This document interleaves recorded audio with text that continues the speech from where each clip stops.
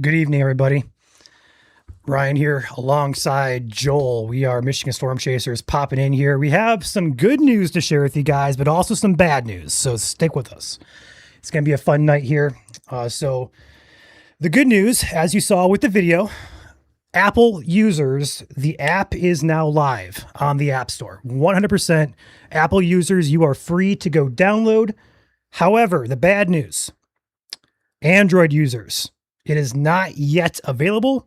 We anticipate it will be available soon. We are completely 100% done with development. We are waiting on Google Play to approve the app. Okay? Good news and also bad news. We wanted to sync this up.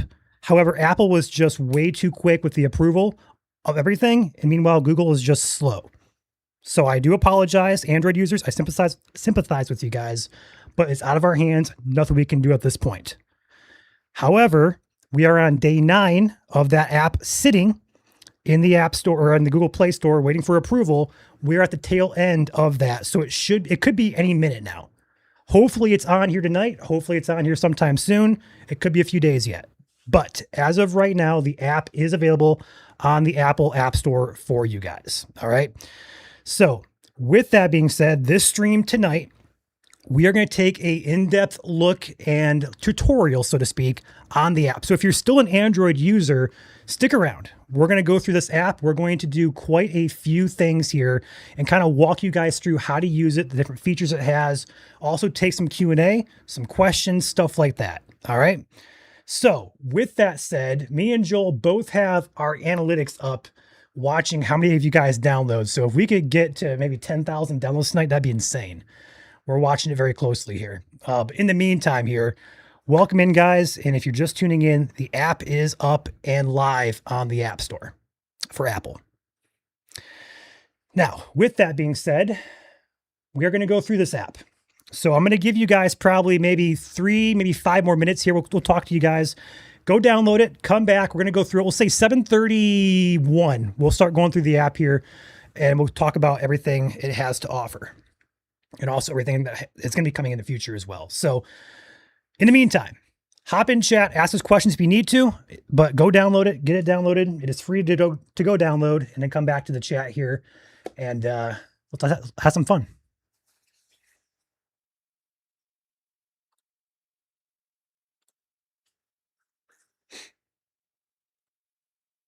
The app is called Michigan Storm Chasers. And yes, we are already 34 on the charts. That's crazy.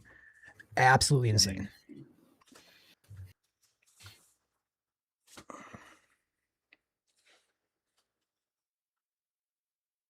I know it's not, Matthew. It's out of our hands, though. Apple just approved it, and there it is. It's been on the App Store. So, secret, it's actually been on the App Store since yesterday. So Apple cleared approval on that. It went up, and it's been sitting there for almost 24 hours now. Only about 200 of you people actually saw it.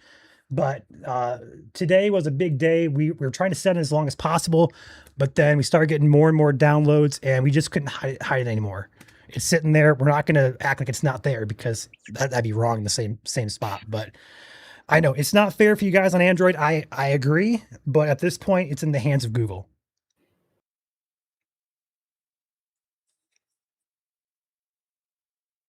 The announcement on Facebook is about to be posted as well. So so Mike asks a good question here. So we do have a web app version coming. It is about to be launched tonight. It is currently in its last leg here of development. It was ready to go, but then we had a little bit of a minor setback today that's being worked on, a little bit of a bug that came up, but that will be launched soon. But in the meantime, the app is live. There will be a web app version for you guys who are pro subscribers. So stay tuned for that. We have already sent support tickets out to Google. We've already done through that process. We are pressing them as much as we can. Unfortunately, the responses we get are all automated AI responses like, oh, your app could take up to a week. It's like, it's been over a week.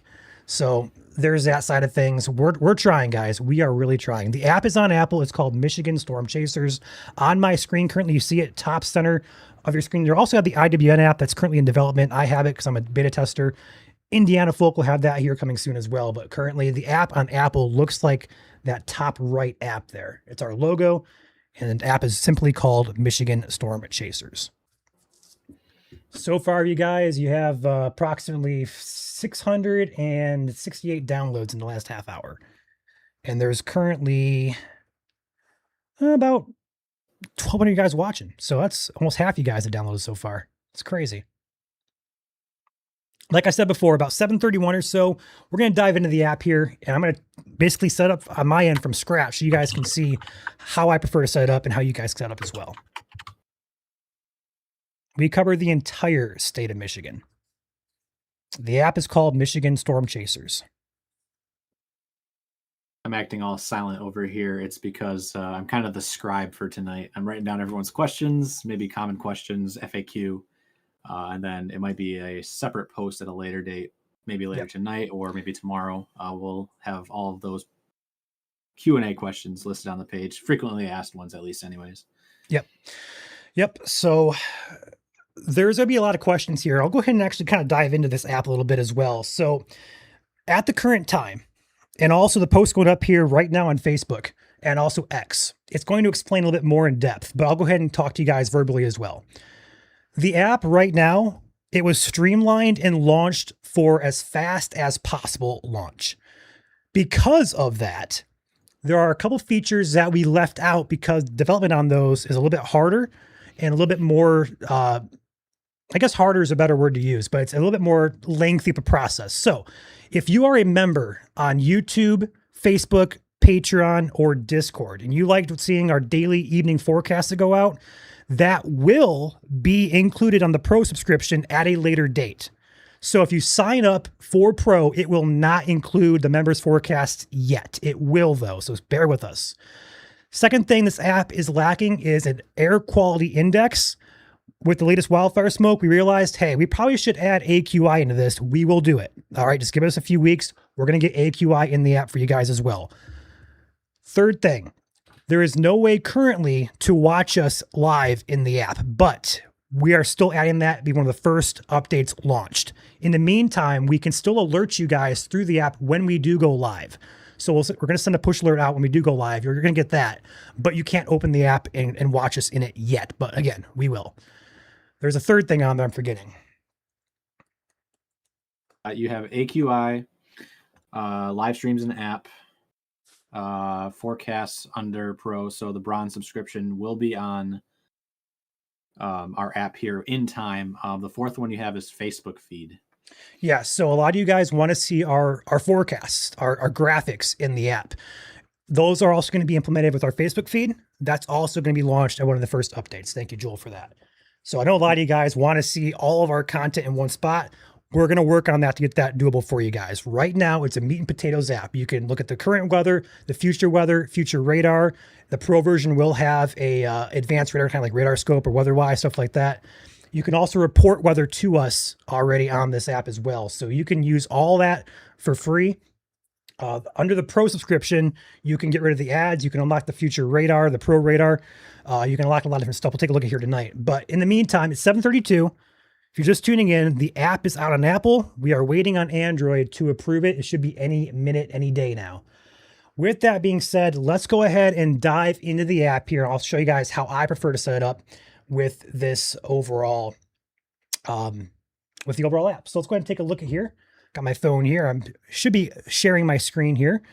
I am on Do Not Disturb, so nobody can notification bomb me tonight. So when you open up the app, I was afraid of that. I was going to go solo on that, but I know our moderators would probably try to spam me and try to, bomb me. But anyway, when you open up the app, it's going to look like this. This is the first screen you see. Obviously, you click Get Started. It's going to ask you for your location. This is important if you want alerts, if you want to follow you. If you don't want it, that's fine. But if you want the alerts, if you want to show a little pin on the map where you're at, I would recommend giving your location. So there you go. It's going to tell me I am in the office here at Dundee. It's going to also ask you enable follow me for traveling. So if you guys leave the state or if you go from, Detroit to Grand Rapids, this is what it's going to do for you. It's going to follow you. It's going to alert you based on your live location. So I'm going to click continue on this. There you go. It's going to ask you, do you want alerts and push notifications? Click continue. I'm going to click allow because I want those severe warnings and tornado warnings. So yes, personalized experience. I'm going to click ask app not to track. That's just what I do typically for that. You can click whatever you guys want for that. And then it's going to lead to this screen. Do you want the original or the updated interface? My preference and what I recommend to you guys is updated. I like the updated look. It's refreshed. It's brand new. It's what we're focused on improving. So I would highly recommend clicking the right side of the screen for the updated version of this app. So I'm going to click updated. And it's going to lead you through a 36-step tutorial. This is a detailed tutorial on how to use the app here. All right. So first and foremost, your locations. Step 2, you're going to click that location button on top there. It's going to ask you if you want to add location. So if you have family in Texas or family in Mount Pleasant, you live in Detroit, you can add their locations within this app. So it will alert you for their notifications and stuff like that. So if you have a severe warning or something on the ground, tornado, it will alert you for that location you put in. Your settings app is going to be everything to change your Fahrenheit, your Celsius, your miles per hour versus kilometers. All of that stuff is going to be found in the settings in the top left of this app. Now, I'm going to skip this tutorial because there's a lot of stuff here, and I would recommend going step by step with this. I'm going to skip it because I'm going to show you guys more in depth here. But if you guys are brand new to this and new to the app in general, I would highly recommend going through all 36 steps to get a better idea of how to use this app. For the time being, I'm going to click skip. I'm going to show you guys how to do this first. Locations. I am currently in Dundee. If you want to add one, just click on your save location. I'm going to type in, let's do Lansing. It'll pop up here and you can click Lansing, Michigan. And all of a sudden, bam, you have it. When you go back to locations, you can toggle notifications on and off for that location. See how that works? So toggle those on, toggle those off as needed. All right. In the meantime, your interface, this is going to be your homepage. Obviously, your current temperature is there. You have your high, your low there. If you click on more details, it pops open a bunch of stuff. Wind direction, humidity percentage, your pressure, your visibility, your UV index, your dew point, the percentage of cloud cover, so on and so forth.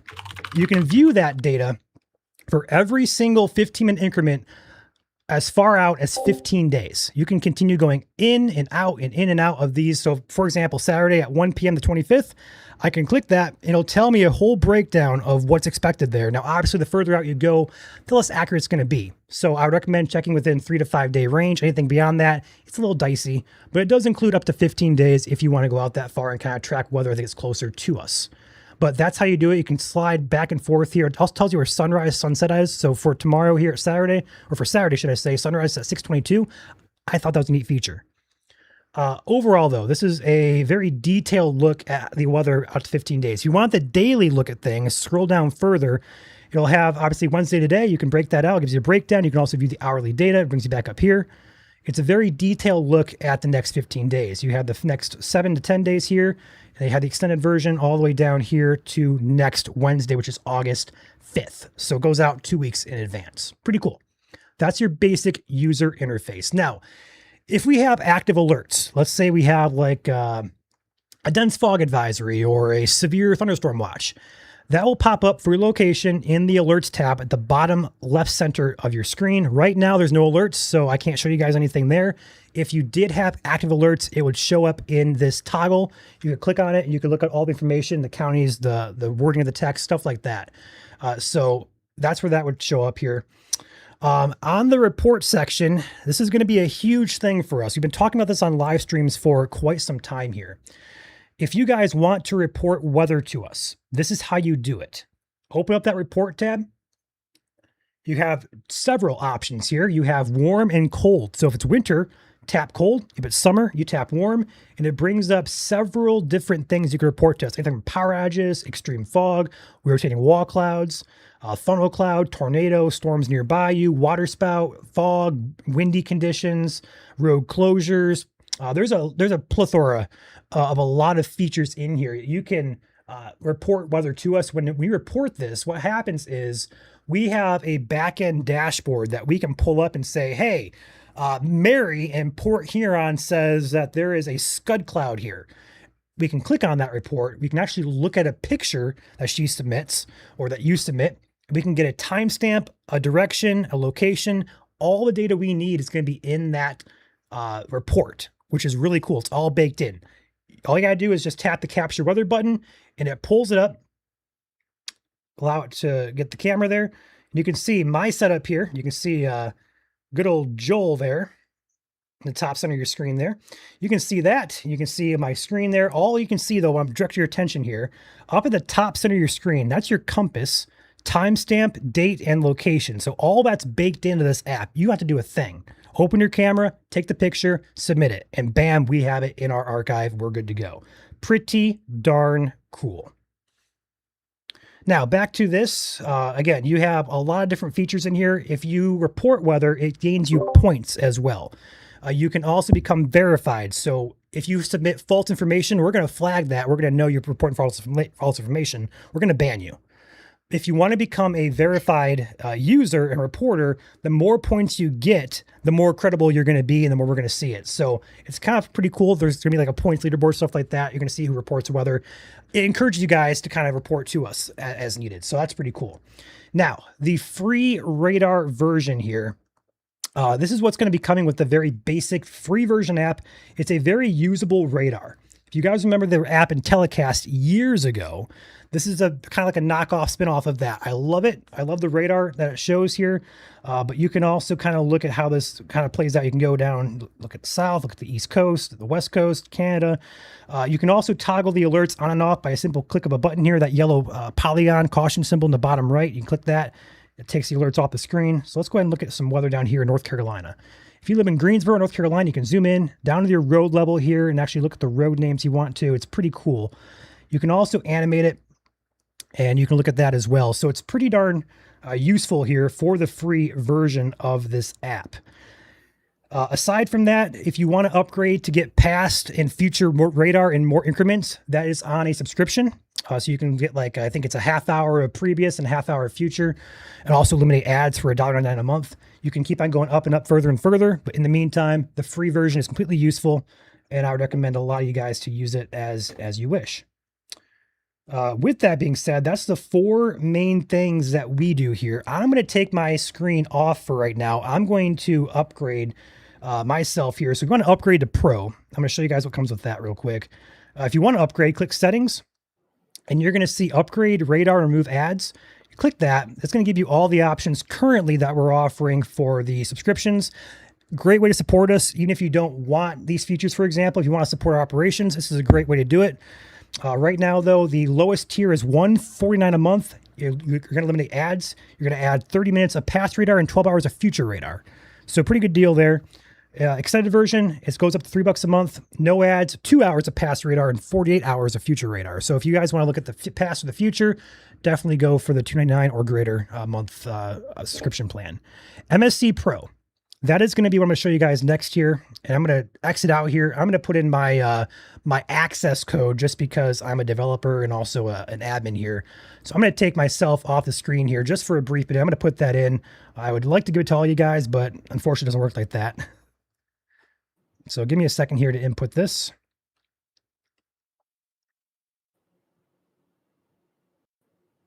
Huh, it's not going to let me input it. What the heck? If you need to put it on my screen for a second, I still have the Michigan Storm Chasers logo on. Yeah, I'll do that. I'm going to get this figured out here. So I think the app here is a little bit confused. So I'm going to try to reset it and go back in. I think, I don't know if you mentioned this, Ryan, because I was busy. I know what it is. I don't know if you mentioned this, Ryan, because I was busy typing, but going back to the weather reports thing, we mentioned this perhaps a little bit before when we talked about it, but for those who are new to this whole app reporting thing here, when you go to that menu and you turn on your camera, you'll notice that there's no way to insert photos into the app. And that is because we want it to be truthful as possible. We don't want you guys submitting someone else's picture because, again, it's not at your location, for example. It's not your credit to give. So when you are taking storm damage photos, you will have to use the app to do so to again prevent copyright infringement, false reports, et cetera, et cetera. So again, that's kind of one feature that's built into the app that really no other apps really have in terms of built-in features. So really cool to show that off. And as mentioned, the reporting feature is photos, and you can also send in videos. I believe it's preferred up to no more than 2 minutes long. But again, if it's like a big tornado or some crazy hail event, we won't dock you if it's over 2 minutes. So perfect. So I went ahead and got the pro version working here. I had to log out. I was logged in. So I logged out and I can do it now. So the pro version, if you guys want to upgrade, right now you get advanced radar products. It will have more features. Like we said before, it's going to have the members only forecast soon. It's also going to have it's going to have a lot more stuff. It's going to have custom like Aurora alerts, stuff like that coming in. But in the meantime, you're going to open it. This is your pro version radar. This is very similar to that of RadarScope, if you guys are familiar with that. So when you first open it, you're going to look at this and go, it looks like the same thing as the free version. You got to click on a radar site. So for example, if we're up here and let's just say Grand Rapids, it's going to have these radar symbols here, KGRR. That's going to be your radar site. You got to click that, and that's going to bring you into the pro version radar. Unfortunately, there's no weather happening tonight in Michigan, so I can't show you guys anything on radar. We're going to go south. Let's go back to Carolina, North Carolina. for example. Yep, we're going to use North Carolina tonight. Let's go ahead and choose on the KFCX radar. Let's zoom in here. So you have a lot of stuff on screen here. If you guys don't like a colored screen, you can shut all those stuff off. No problem. I'll show you guys how to do it. In the meantime, though, this is advanced radar. This is what Joel and I use on stream. It's called Velocity, CC, ZDR. We have a lot of products here. So obviously your rain radar, reflectivity, you can look at the wind velocity here. You can look at your SRV, which is storm relative velocity. You can look at your cold air debris tracker or your hail tracker. You can look at your ZDR, your updraft strength. You can look at KDP. You can look at a lot of different stuff here. And you can also do a couple of cool things. You can do single mode. You can also do swipe mode if you want to look and kind of compare what the velocity is doing underneath the radar and the reflectivity there. You can do that. You can also do dual mode. So you can do 2 screens. You can also do triple mode. If you want 3 screens, you can do quad mode. Although quad mode might be a little bit laggy depending on your device. If you have a newer device, it's easier usable here. But you have like an iPhone 12 or iPhone 8, it's going to be a little bit more laggy just because it's more so designed for newer devices. Unfortunately, that's just one of the hiccups that we're going to have with the quad mode there. But otherwise, those are your advanced radar products here. You also have a couple cool things. You can do measurement, lat long. You can also see what the wind velocity is doing. You can see how DBZ values are going. It's basically designed for that of those of you who want a more advanced radar product. A lot of you guys maybe saying this is useless to me, which is okay. But I know a lot of you guys are weather enthusiasts like Joel and I are. You're going to appreciate more advanced features. This is going to be for you. So outside of those features, you also have measuring tool and kind of measure how far storms are away from you. You can also do a full screen. You can kind of back out here with a click of a button. You can also click on alerts on your screen here. So I'm trying to find a severe warning. I don't see. Go Florida, Tampa. Florida, Tampa. All right, let's go down here. There you go. So we click on this radar here, zoom in. This is a great example here, Joel. Good eye. So obviously the yellow box there, you can kind of see it throughout the all the arrows. That's your severe warning. Click on that. It'll tell you all the information you're going to need on that. It'll basically tell you the counties until what the hazards are. Pretty cool. Outside of that, you have your storm tracks. It's obviously the storm's moving to the northeast or northwest, actually. Kind of crazy there. But you can track it. You can kind of toggle back and forth to get a movement on it. But also, one of the bigger things that Joel and I have been talking about the past couple of streams is your storm risk. If there's a strong storm, borderline severe, it's going to have this colored outline. In this case, it's blue. It'll be purple sometimes, yellow sometimes. There'll be a color that's different. In this case, it's blue. If you want to see what our beta, this is a beta testing thing, what our MSC storm risk is telling you what the storm is going to be doing, you can click on that.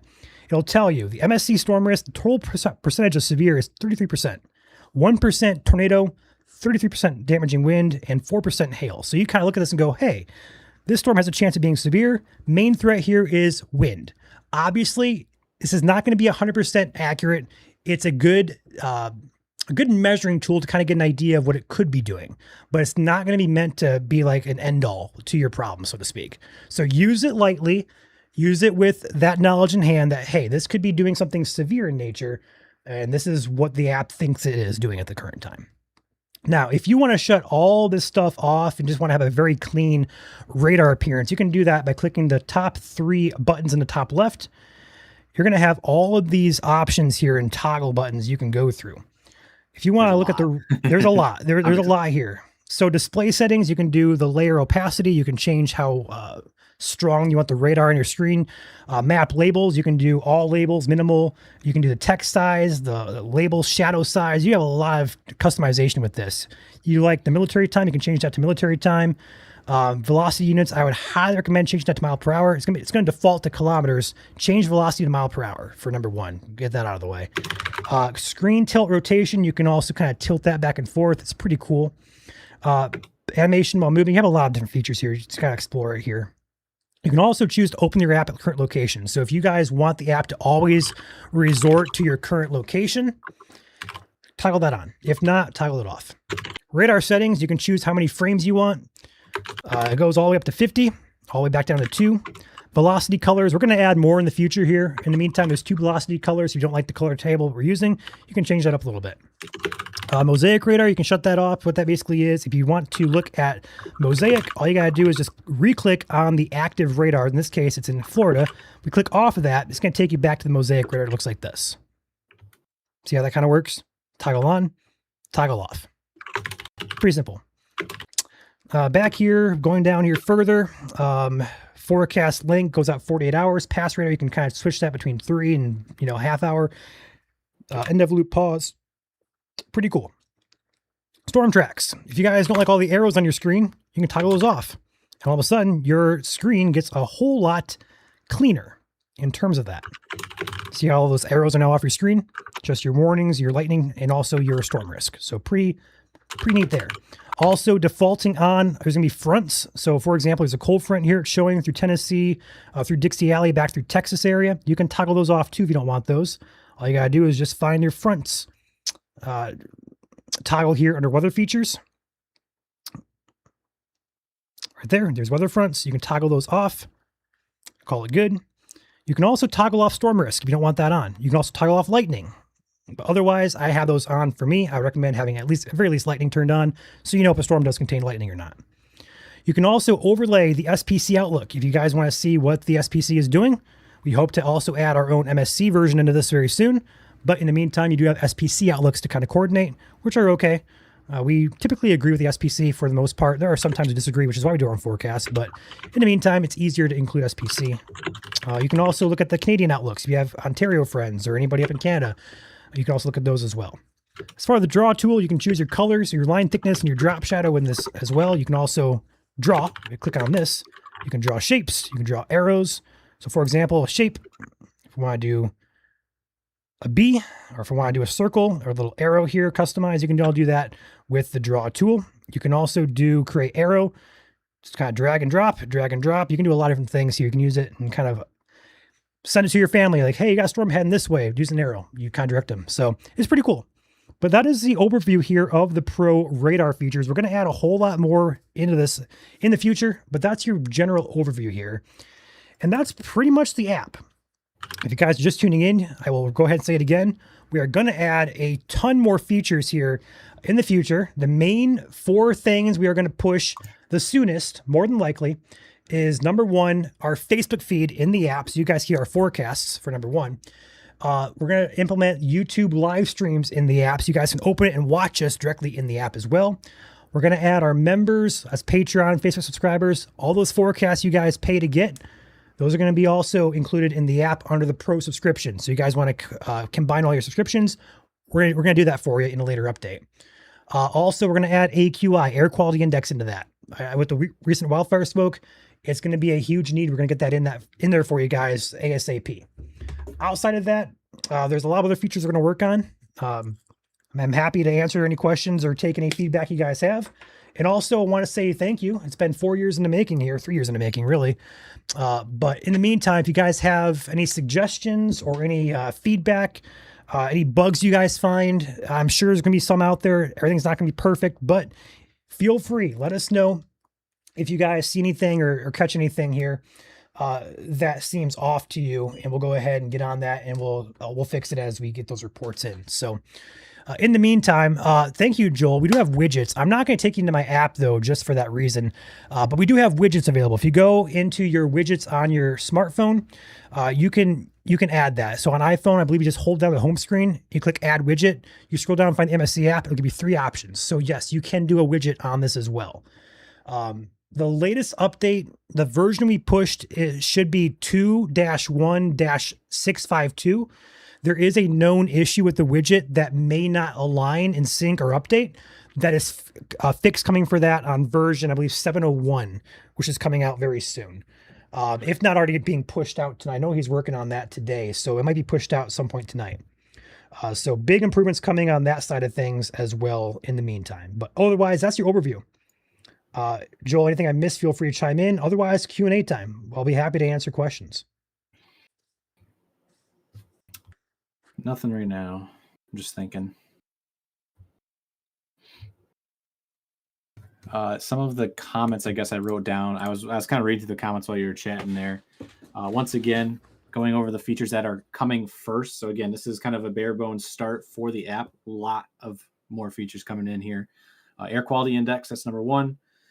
If you are a Patreon member or a paid member on YouTube or Facebook, specifically under that bronze subscription, that tier will be on the MSC Pro version eventually. Not yet, but it will be there soon. So all those forecasts, those specialty forecasts are released once a day.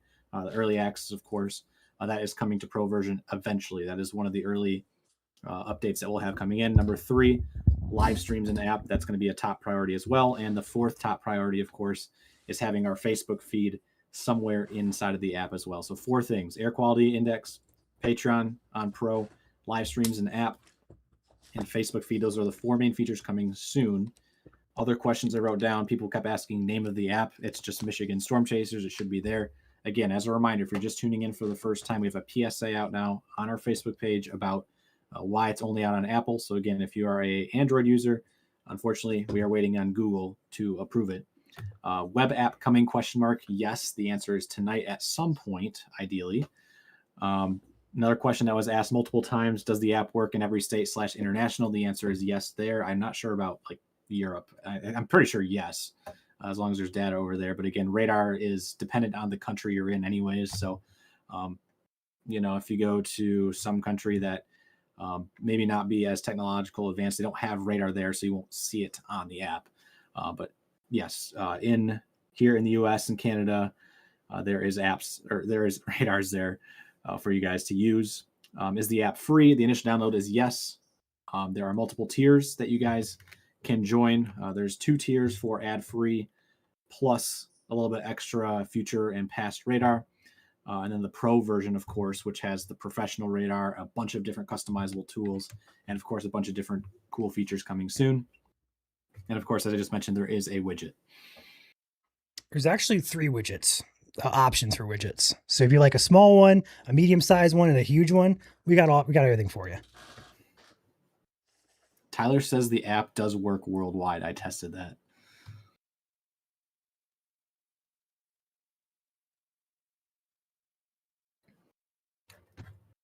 I can't go further than 30 minutes out, Ryan, but I see in the last 30 minutes close to 6,000 people.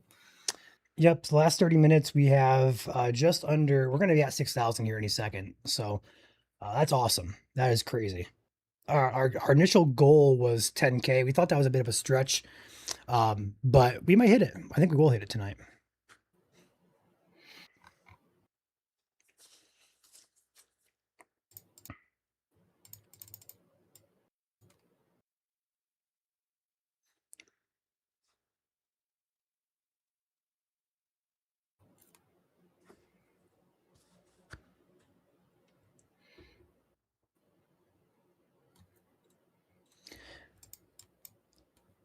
I have been consistently refreshing our Google dashboard. It kind of tells us where the process is.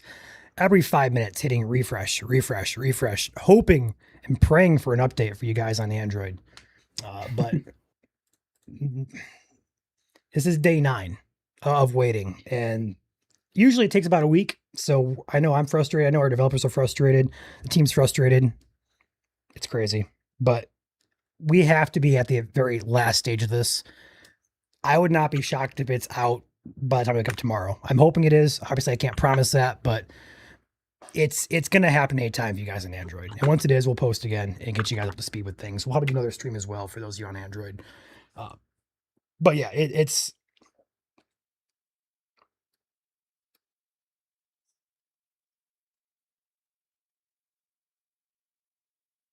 a little bit insane how slow Google can be.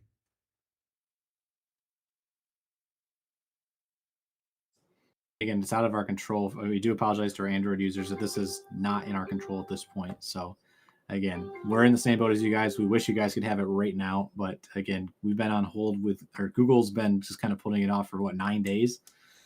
Yeah, and that's also to be expected too, Jules. So just a little bit of a heads up. When you have a new account with Google, like we are currently doing, the first time you go and submit an app, that's the longest process. After the initial review, it gets a lot quicker than that. But the initial review takes, original thought was about 3 to 7 days. And then looking further into it, it can take up to 10, 13, 14 days at most. So we are at the very tail end, if not middle of this road here. So it should be literally any time. Also, the app does work worldwide, but the radar is only in Canada and also North America. There you go.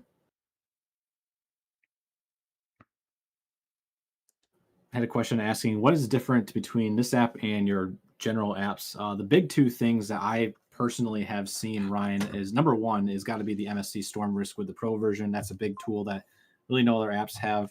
Kind of tying that in, you do have your radar with, it's kind of like a radar scope radar, but you also have your current data, your future data, all kind of tied into one. There's a couple apps like that out there, but ours kind of ties that all together better. Also, storm reporting. This is the huge feature that we've been kind of promoting this entire time. Again, we have direct connections with the National Weather Service office. Ryan, you can speak for me here. I don't know if we plan on giving some sort of access to the National Weather Service office or if we're just going to be able to take these reports, if there's some sort of streamlined process that we're able to do. But either way, again, your reports are coming in directly to us on our customizable dashboard. And again, with our direct contacts with the National Weather Service, we can just snap our fingers and it's straight over to the National Weather Service either way in seconds flat. So I'll look into that further. I don't think there's any initial way to do that, but we can look into it and figure out what we can do with that. Might just be an issue of me and you relaying it as we get information. Yeah. Which is fine because, during streams, as you guys know, we're looking at everything. We're looking at all the data, and that will include a news source, which is our MSC app. So on one of our monitors over here on the right side of the screen, we'll see like the list of all the reports coming in real time. So again, that is a huge feature in the app that you will not find anywhere else. And again, this is really kind of tying in how we started here at MSC. Our initial goal was to connect you, the viewer, directly with the National Weather Service, especially with storm reporting. And so this is just another step towards that reality.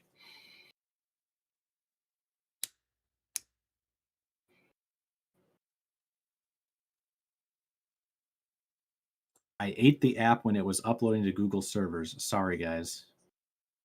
What? That is quite a comment. Yeah, Apple, Android. I mean, it depends if the update's out by then. But yeah, Air Quality is going to be the first update. Air Quality Index first update after the initial release. Yeah, we're going to work on a nice package here, probably in the next few weeks to months. So bear with us. We also got to get the Indiana app up and running as well. So that's probably our next focus. And we're going to start working in tandem to probably get that both updated simultaneously for the most part. But it'll be coming soon, guys. Just bear with us. And I like to use this phrase a lot. This project with the app is a marathon. It's not going to be a sprint. So it only goes up from here. I cannot stress that enough. I agree. I'm looking to see if there's any. Are we breaking the App Store yet? If anyone is dealing with freezing issues in the App Store, I haven't seen any of those comments yet. But yeah, also are going to be on the free version, I would imagine, right on that drop down menu. Yeah, more than likely, yeah, for sure. One thing that we have not talked about is reviews. If you guys love the app, please leave us a 5-star review on the App Store. We would really appreciate that. I fully anticipate we're going to probably break the charts on the App Store. I'm hoping to get top 10, if not number 1, but we'll see. But in the meantime, if you guys love the app, it takes 2 seconds to click on the 5-star review. If you want to type something up, perfect. Otherwise, we would appreciate it if you guys want to leave us reviews there on the App Store. You can be honest. If you don't like it, you can leave us a 1-star review. Obviously, we don't ask you to do that, but if you want to do that, please do. But we just want your feedback. We want to gain a first good impression with the App Store as well, as well as people who may not know who we are. They may see the app and go, huh, who are these people? So feel free.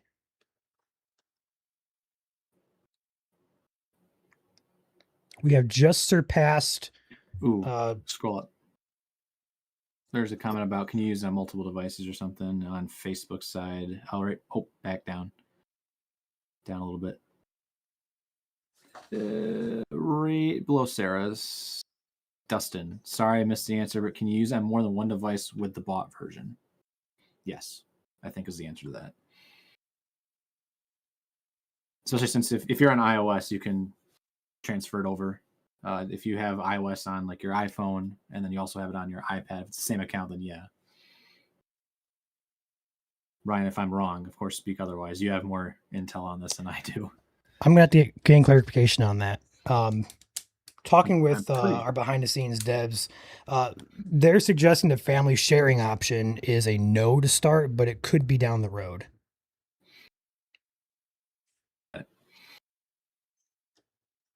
I'm just used to, if it's on the same iOS and you have iOS on your iPad and your iPhone, then it should be good, but I guess we'll see. Some of this is trial and error too. Again, as you guys download this again, we do appreciate the reports as it comes in, what's working. If you find any bug fixes that need to be done, again, early apps right off the bat are going to have bug fixes that need to be done. So yeah, if you notice something right off the bat, please tell us. We do appreciate it, especially if it's like a repetitive issue. That means we know it's on multiple devices and it's something that needs to be fixed. Yeah, so same account, it should work if you want to download the app on your iPad or your iPhone. If you have the same account, you can share that over. But if you have family sharing, I thought it was originally something that's done by Apple, but apparently it's not. So the answer to that right now is no for family sharing. Also, on the review side, if you guys want to leave a review, if you scroll all the way down to the bottom of the app on this on the home screen, it'll have a leave a review button there for you to click and also review right in the app. So that'd be an easier way to do things for you guys. Should put it up on the screen. Can show it off a little bit more.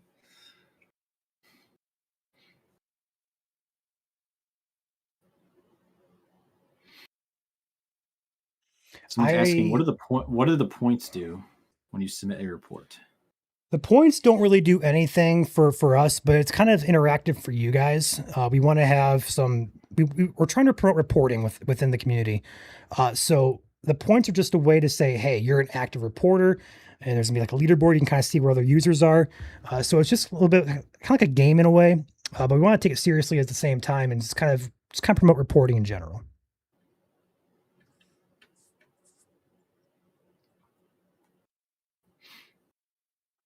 This is a question I just thought of, Ryan. Is there at some point a chance that we start to get those weather cameras in the app? It's probably a long ways away, but yeah, definitely not the first thing we're going to do. In fact, we're still developing that on the back end on our side of things. So we're not close to that at all. But the plan and hope is in the future, yes. But that's probably months down the road. We're not going to be prioritizing that right now, at least. We have other things we want to add in first before we do that. Yep.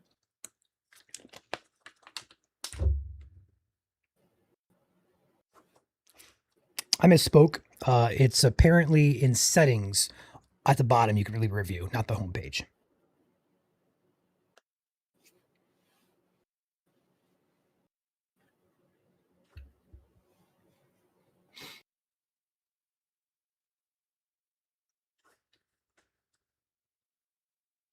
There's a chance that we might use points for something else in the future, but right now it's just kind of a way to kind of table who's the most active in the MSC community. So for now, it's kind of just a fun little leaderboard, but there's a chance, maybe in the future, not initially, of course, but we could use it for something. So for those just tuning in, we're going to reiterate this again. It is out on Apple stores, but we are waiting on Google to approve it. We submitted about a week and a half ago, and it should be going through anytime. It's just a waiting game. And with it sitting on Apple for almost a day and a half now, we couldn't hide the secret no longer. So obviously our plan was to simultaneously launch them, but it did not work out that way. And my apologies. However, Apple was just way too quick in the process of reviewing it, approving it. We actually went back and forth, to be honest with you guys, with Apple several times to revise it and kind of align with what they want us to do with it. So that was a fun process. But we did it back and forth with Apple several times, and Google's just kind of do do do do do do do do. So it's out of our hands. We will announce as soon as they approve it, once it's up and on the App Store or the Play Store. But right now, Android is currently pending, and again, will be released. It could be in 5 minutes, or it could be in 2 or 3 days. We just don't know.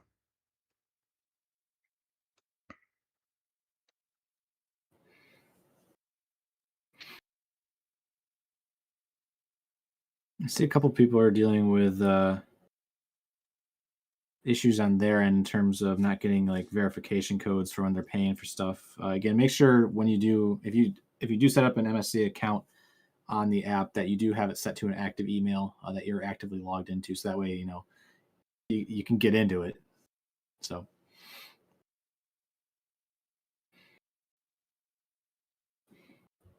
I see our moderator, Julie, has a bunch of questions she wrote down as well.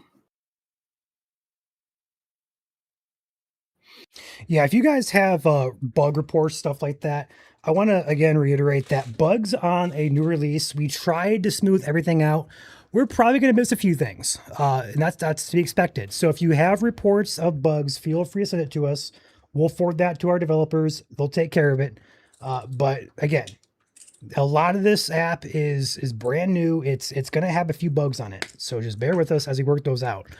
Again, if you have reports, you can screenshot it preferably so we know, or take a screen recording with a video, but send it over to us via email or in our Facebook Messenger.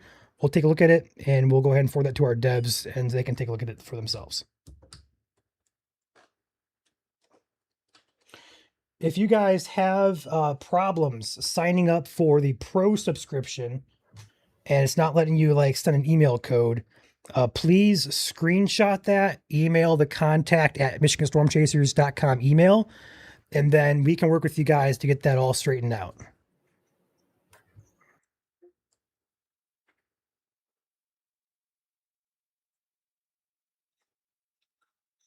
People are saying you're quieter than me, Joel. That's because I'm using my handheld mic, or I can turn on my wireless mic. Give me a sec.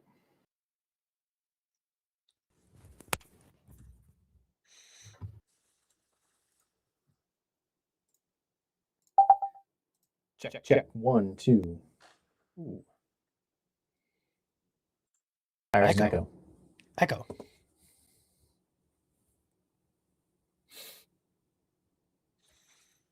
Where's that coming from? I have no idea. Oh, try now.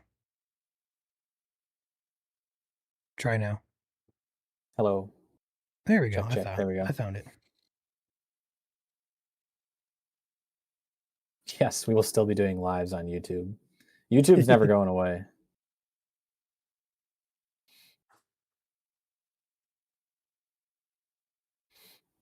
Okay, so I want to address something as well. A lot of you guys are suggesting that we release the raw file or something like that for the Android devices. We're not going to do that. I know it's been heavily requested. We could, but it opens up way too many risks, not just for us, but for you guys as well. And we are not interested in doing that just to speed up a process that's probably going to be in 2 or 3 days time, the right way. So for those of you suggesting we share the raw APK files, it's not happening.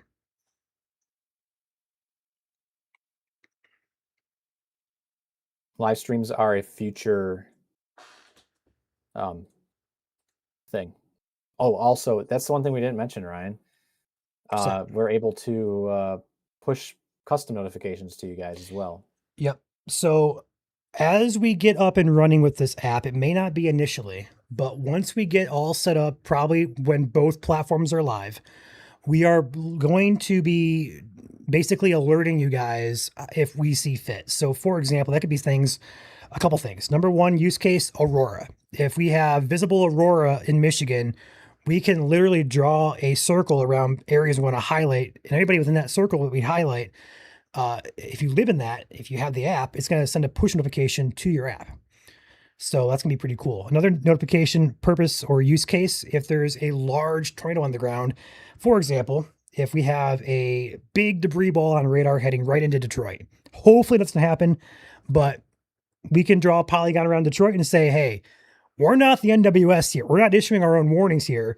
We're giving you an extra heads up. Get to your shelter now. There's something big heading your way. Stuff like that. So we plan to use that probably when we get Android up and running as well. There's still a few tweaks we got to do to get that up and working though. So in the meantime, it will be another feature there on the app.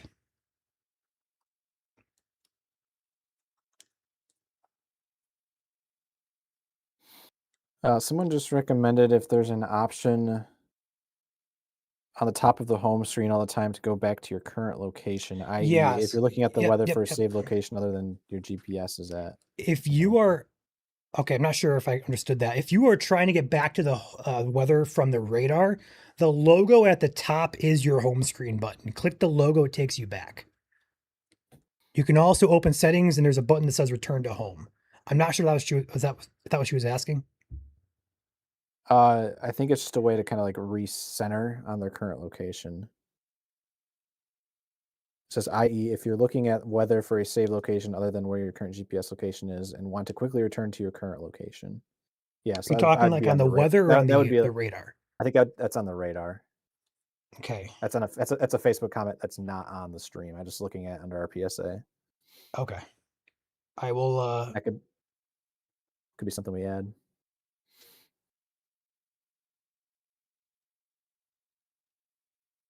I will bring that up with our devs for sure. I think our devs are actually watching. So Hi devs.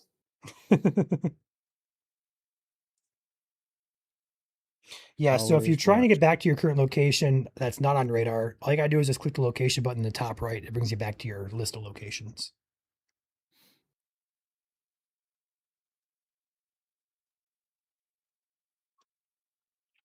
Wait. Isn't there an option to do that already? I thought there was. Oh yeah, there is. Yeah, There on is. the radar.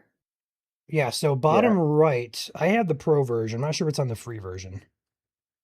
Let me go back to the free version here. But on pro, you do have a button. It's the compass little arrow on the bottom of the buttons on the top right. Here, Joel, I'm going to take you full. So back out for a second. Actually, can I take you full on your? I don't think I can on your camera. No, I can't. Wait, Joel green screen? Oh, we do. We have live Joel, full screen Joel. We gotta focus. Side. Yeah, that button that kind of looks like a little arrow. That's where you go back to your current location. It's blurry because it's trying to focus on my face, but we love Joel's face. Yeah.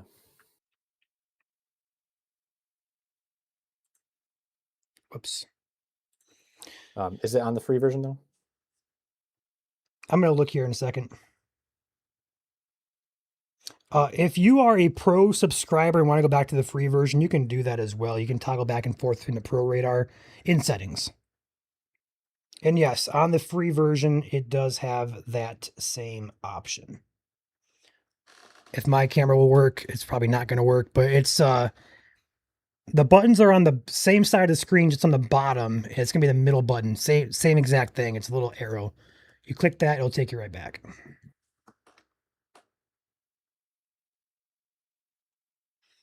So yes, that is an option.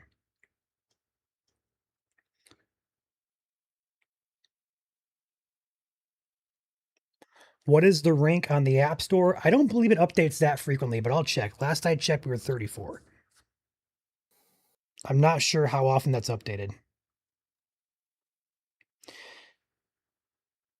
Our devs want to know who wants to do a notification test.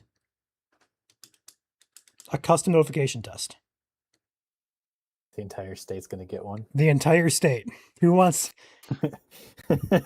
They're drawing a Michigan polygon right now. Oh boy. Let's see what the chat says here. I wish we could get him in here. What's the message? What's the message going to be? This is the devs just testing. I don't know. I don't know. So they are watching right now. So everybody say hi to the devs. They're in the background watching. They've been a great partner. Our devs, Instant Weather, they are over doing the same work we do over in Ontario and Canada, and they do fantastic work. It was a no-brainer to partner up with Instant Weather. So we definitely appreciate them reaching out to us. It was not us reaching out to them. They reached out to us and said, "Hey, we saw your post about not having an app. We're going to help you guys." It was a shake hands from there. No-brainer move. They've been fantastic to work with. So if you got in the background there, guys, watching, appreciate you working with us. I know I'm annoying in the background, bugging you guys and sending you guys feedback and stuff, but I really appreciate everybody's help on your end of things. Get this a reality for us. I know not only we're excited, but our viewers here are pumped. So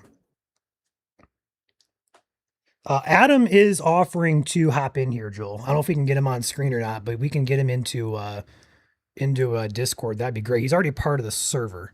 He joined earlier.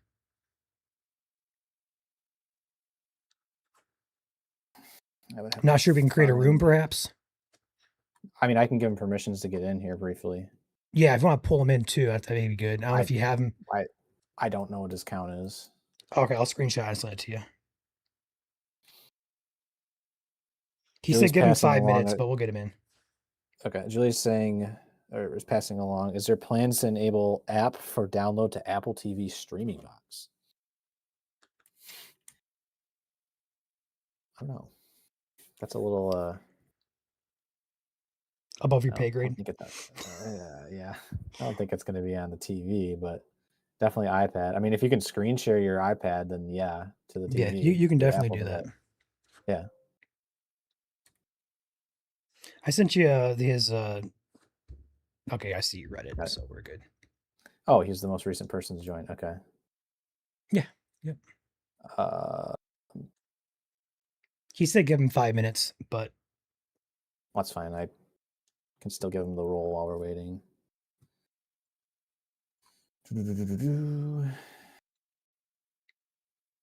Permission. where's Chandler? Chandler is resting right now. So for those of you who do not know, we're going through a hiring process right now.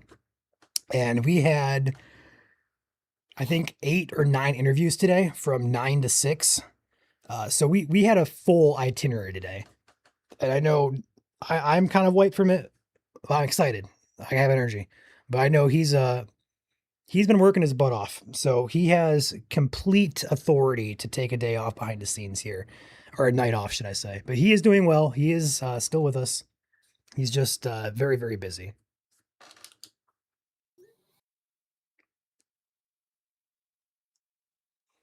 I don't know if we can get Adam's camera on screen here, but you'll hear him in the background with us here in a few minutes.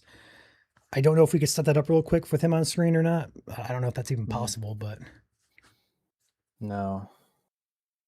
Not in the I time mean, we allotted, unfortunately. could, but it definitely take a little bit of a setup. Yeah. But he should be in here now, like the I'll let him know. permissions. He does. Yeah, he should be able to see the channel.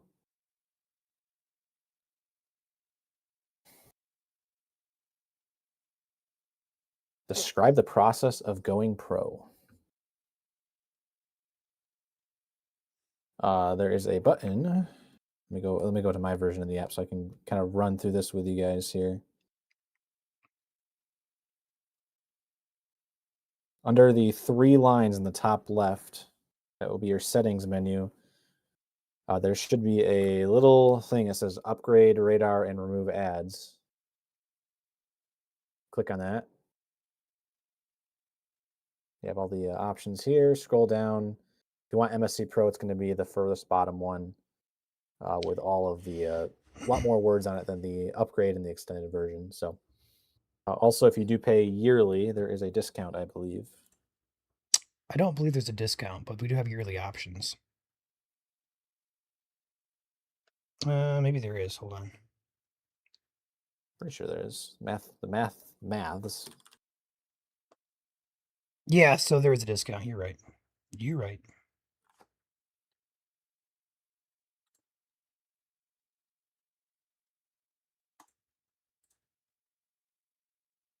What's not?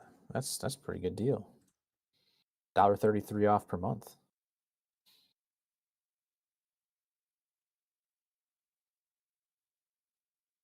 There's a huge discount, yeah.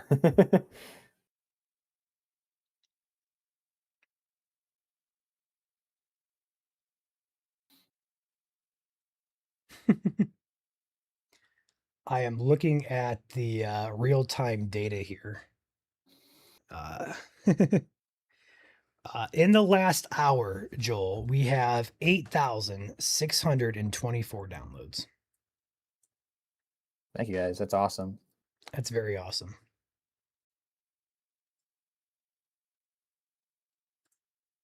$8,644. I'm just watching it go higher and higher and higher. It's crazy. Yeah. If you guys do the pro version, you save, it says the math here, about $16. There you go. That's like 2 whole months for free. Pay for the yearly.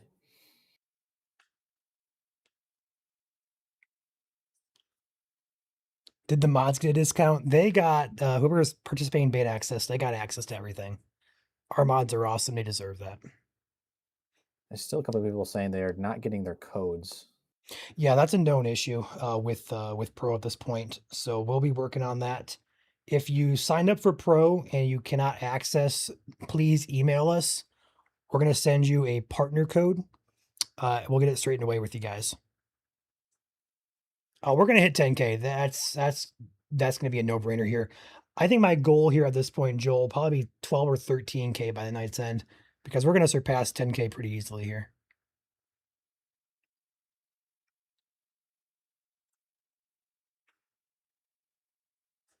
I do have my screen back sharing. You're in Joel's screen still. Okay, that's fine. Yeah. Okay. So I'll have this pulled back up for the time being. If anybody has any questions or anything on me showed, but I'll have this pulled back up. Got Patrick in here with 10 gifted memberships. Appreciate you. Not to mention Jeremy M back for month number 4, Evan H 25 months now, Miles WX joining the team as a silver member, Julie $5 super chat, and Robert MC back for month number 25. Thanks for the hard work, MSC team. Also Dawn, Kevin, K Girls also sending jewels. That is all caught up. And just as another reminder, if those of you just tuning in may not have heard, the app is out on the Apple Store. However, it is not yet released on Android due to Google's slow process. We anticipate the Android app to be available here. It could be literally in 5 minutes. I keep saying it, it's true. It could be literally in 5 minutes. As soon as we have the approval, we're going to publish it. So it could be very soon. It also could be a day or two more. We are at the very tail end of the process. Apple was easy to work with. Google, not so much. So for that reason, it was on the App Store for the past day and a half. People are finding it. We didn't want it to sit there and not be announced because people were starting to message and ask us. We felt it was probably just the right move to launch the app. We'll get out there and get you guys used to it at least, especially with severe weather possible this weekend.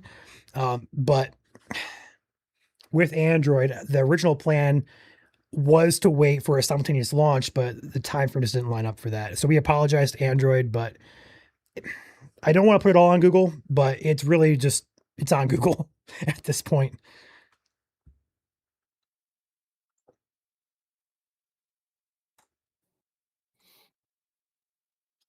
Too bad we don't live closer to Cupertino, California. If we could go just talk to them in person.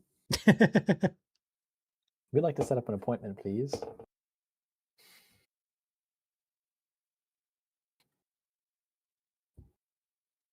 We are over 9,000 users now.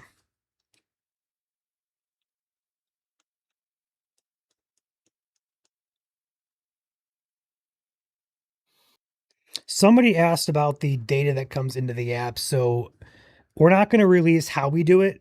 We call it a hybrid.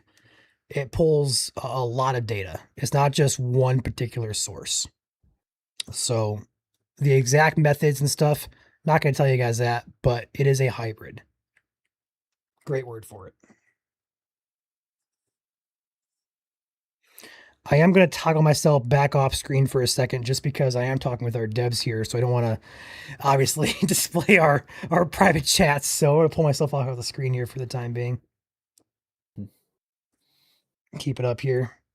Also, thank you to our mods for writing down some of these popular questions.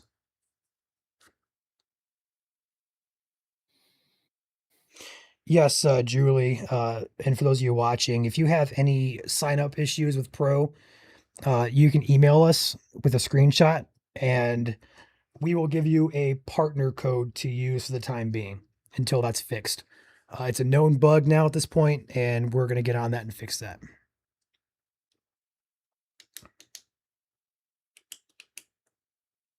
At this point, I don't think we have plans to embed our chasers feeds into the app. We might do it in the future, but that's probably years down the road. We have plans to kind of make that a better process for our chasers in the future. But that's, again, a future thing. It's not a priority right now. You can watch our chasers here on the MSC live streams when we're live. Yeah. So, Yep. If you guys have any issues with bugs and stuff like that, feel free to let us know. Adam is going to jump in here in a few minutes, he said. He said 2 minutes. So we should have him joining with us. He'll be in the background. You guys can hear his voice and stuff. Adam, for those who do not know, Adam is in charge of the Instant Weather brand over in Canada. And again, they do basically the exact same thing we do. They live stream severe coverage. They have the app for themselves. They do a lot of the same stuff that we do here at MSC. And they were the ones who reached out to us and said, hey, let's get you guys an app. And Adam has been amazing to work with. So I am excited to get you guys acquainted with Adam here in a second, hopefully. But in the meantime, if you guys would love, I would personally love and ask you guys, if you go on Facebook and type in Instant Weather Ontario, that's their account, give them a follow. Even if you guys live in Ontario, give them some support. Give them some followers over there. They have built a great product over there. They do the exact same thing we do. Great people on board over there. So huge shout out to Instant Weather and also Adam for being the direct contact and the main dev that we are in contact with to get this app a reality. The app is out on Apple stores.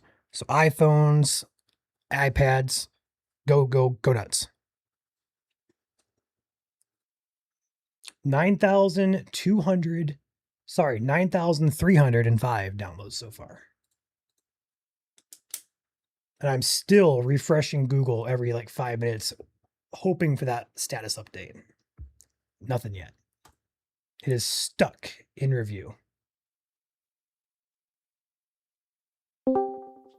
Oop, I heard Adam.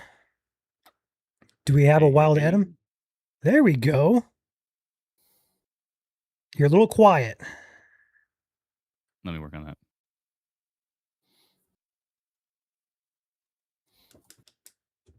Ryan, you can also in Discord right click on his name and there's a volume slider if needed. Oh. Now you tell me that after 2.5 years. Yeah, Try again, Adam. That'd be sweet. There you go. I boosted you. Is it better? I think it is. Can you guys hear me okay? Yep, I can hear him. Sweet. How's everybody doing? You should be able to see my screen there that I'm sharing. You can see the chat there as well. Okay, let me see.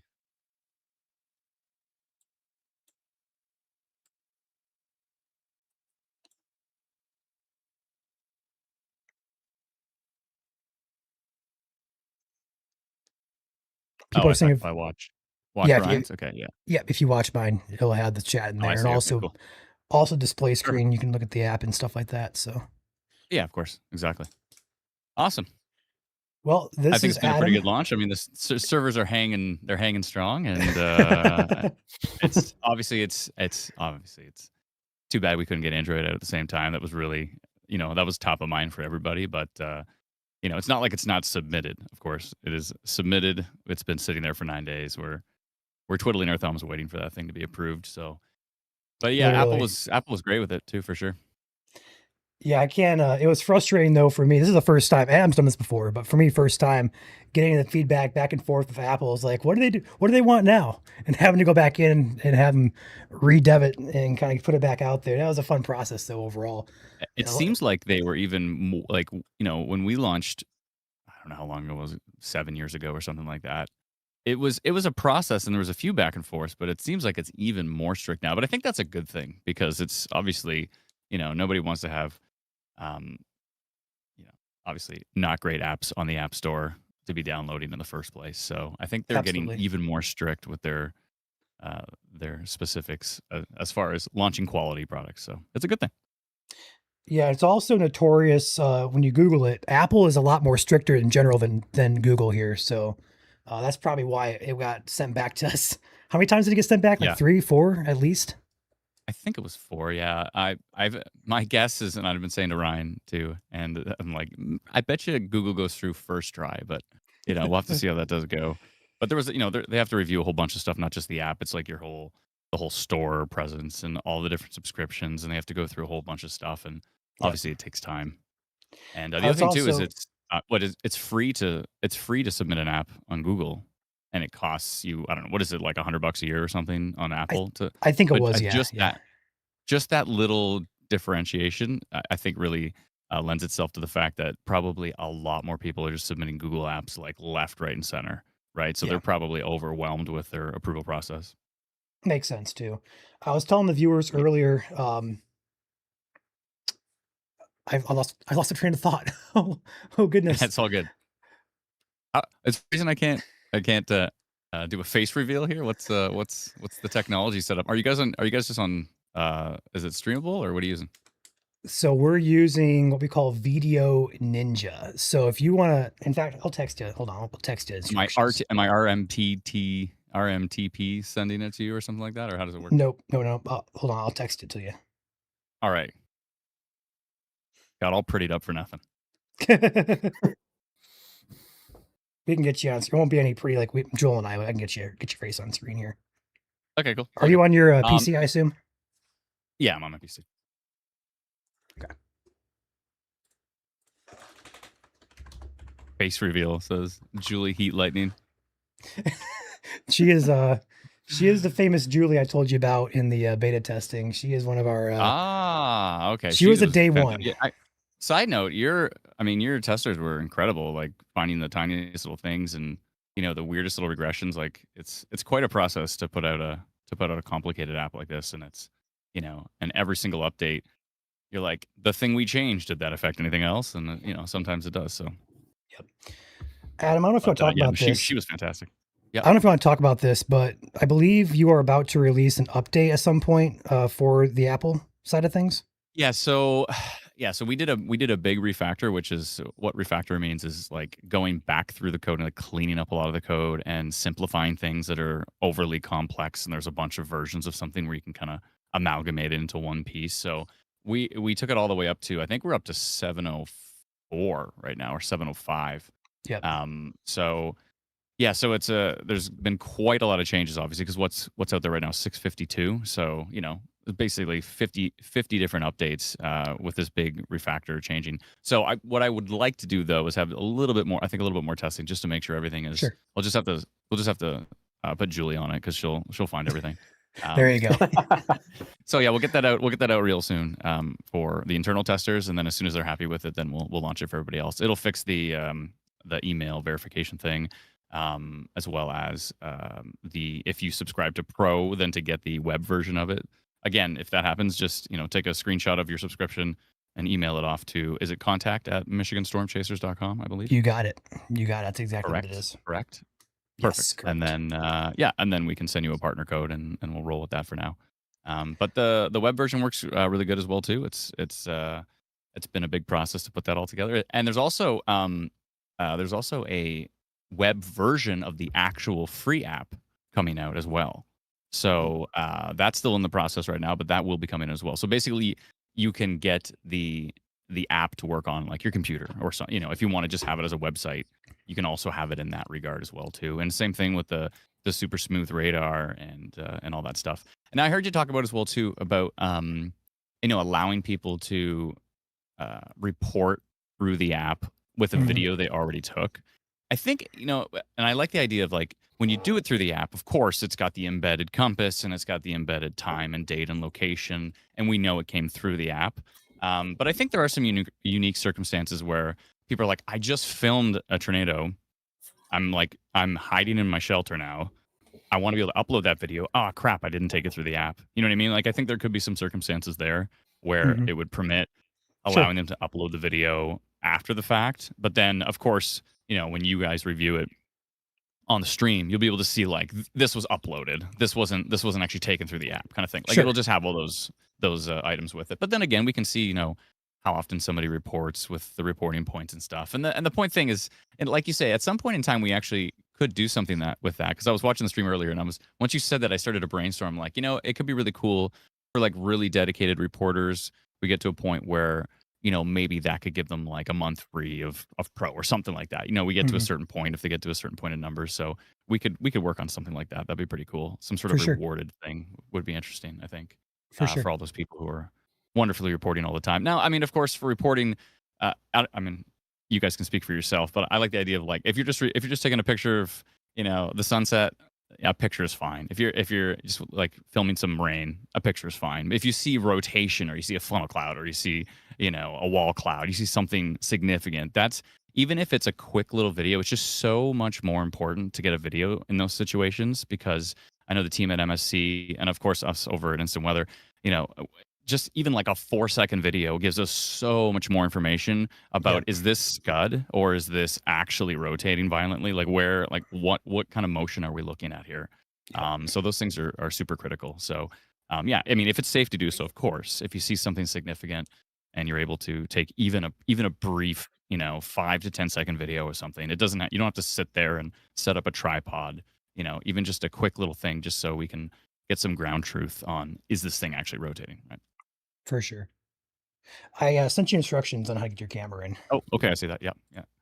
Sorry, I was deep in that rant and I totally missed it. If you want to, But yeah, we appreciate all the reports. It's cool. Like we on our live streams, we're sitting there and all of a sudden there's a little pop and then we're like, hey, perfect. We see that there's a new report here, right? Now, I don't know if we probably want to get to a point where I know you have lots of moderators as well too. It might be, I know they're probably already slammed with everything you've got going on through Facebook and YouTube and Discord and X and everything, right? I'm sure they're going to love this idea, but it'd be cool if they could help us maybe vet some of the reports because you definitely don't want to bring something up on screen and you're like, ooh, whoops, didn't mean to bring that up on screen. Right? So, you have some NSFW kind of stuff. You don't want that happening on the stream. So what I typically do is I have two of our two of the pros open, two of our admin versions of Pro open, and I'll be like, oh, we just got a report there. Let me just check it over on monitor B over here, and like let's just take a peek at it first. And I'm like, okay, it's legit. And then I'll bring it up on the stream. But Adam, what's the most what's the craziest report you've seen so far? Let's talk about that. Really, we haven't had anything. The craziest thing is that so we've actually improved this process now, but we've somehow somebody was able to upload a previously taken tornado. So they were able to like bypass stuff, but we figured it out. Now we're good to go. So, but I love the fact that happened because it actually tested and kind of gave us the idea of, oh yeah, we need like another level of security for people that are even trying to like bypass the fact that it came through the app. So that only happened once, but we figured out exactly how it worked. And so it can't happen again, which is sweet. Perfect. So, now I'm just obviously people are like, oh yeah, watch this, but long story short is that's the craziest thing. We haven't, and nobody's taken like somebody took a picture of their cat. Maybe that was it. So far it's been good. I'm going to knock on some wood over here. So far it's been solid. Most people are actually out there to help their community members stay safe. And so they're sending in, solid stuff. But again, you never know. You never know who's trying to troll us. Right. So, right. Yeah, we both, it's funny when I reached out, I think we had like a half an hour meeting scheduled the first time, and we ended up going like an hour and a half, 2 hours, because we're basically just sitting there sharing war stories of like like dealing with the exact same things. There's so many similarities between our community. Like your community is so passionate, and our community is so passionate. It's like we're on the opposite side of the borders. Whatever, it doesn't even matter. Just like our communities are almost identical in that way. Where I just see so much love for your team from your community, and and I know Absolutely. you guys have been on our stream and you saw it the other way as well. So it's pretty cool to see that. So yeah, it was like you say, it was a no-brainer collaboration for sure. All right, now I keep going on in these rants, and I keep forgetting to follow your instructions here. Hold on, let me find it. If Messenger is actually working today, let's see here. Okay, video. Oh, I see it. Yeah. So when I click, Cool. Yeah. Send me the link once you get I it. use OBS all the time. That's literally what I'm using, right? Perfect. I see. So you go to the OBS version of it, and you say add your camera. Okay, cool. I got it. And then the URL, just send that to me. You can take a picture on your phone in Messenger and send it to me too. I gotta put that link in my end. We'll be good to go. All right, cool. So video source, my audio source.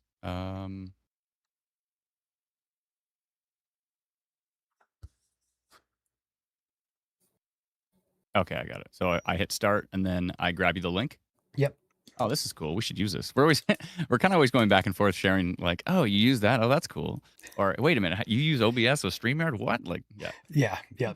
We could probably do a whole long meeting, just you and I, just kind of hashing out all the different stuff that we utilize. There's a lot of stuff that we've learned from each other. I sent you the link there, so hopefully you're able to bring that up.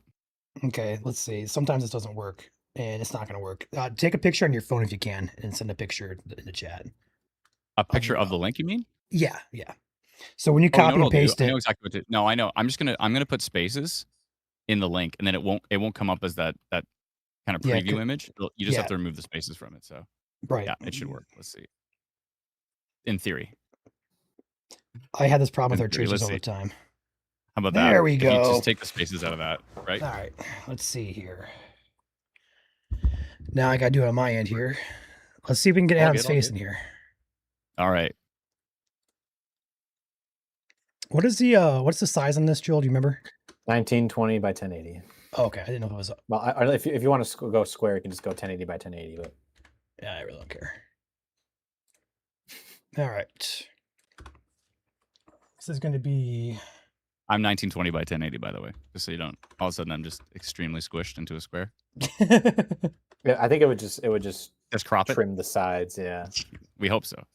So as long as you're not like leaning off to the side, like I sometimes am when I'm during the stream. Sometimes I'm like rattling off like cities just like crazy. Sometimes I'm like over my side monitor and I look back and like you can just see my ear because it's just a square instead of the rectangle. Yeah, so it happens. It's all good. No worries. Nope. I believe we need the V, don't we, Joel?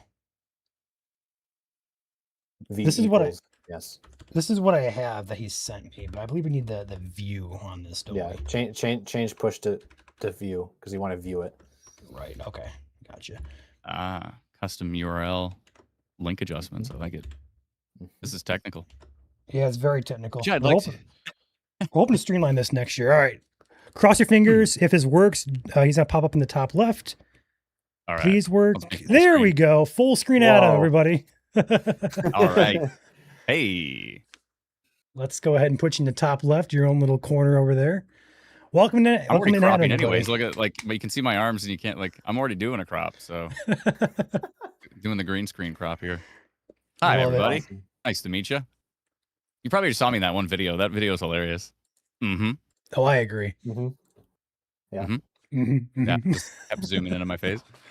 I filmed like something. They're like, okay, film a bunch of stuff, but like yada, and then they took like literally a 3-second clip of me and looped it 100 times.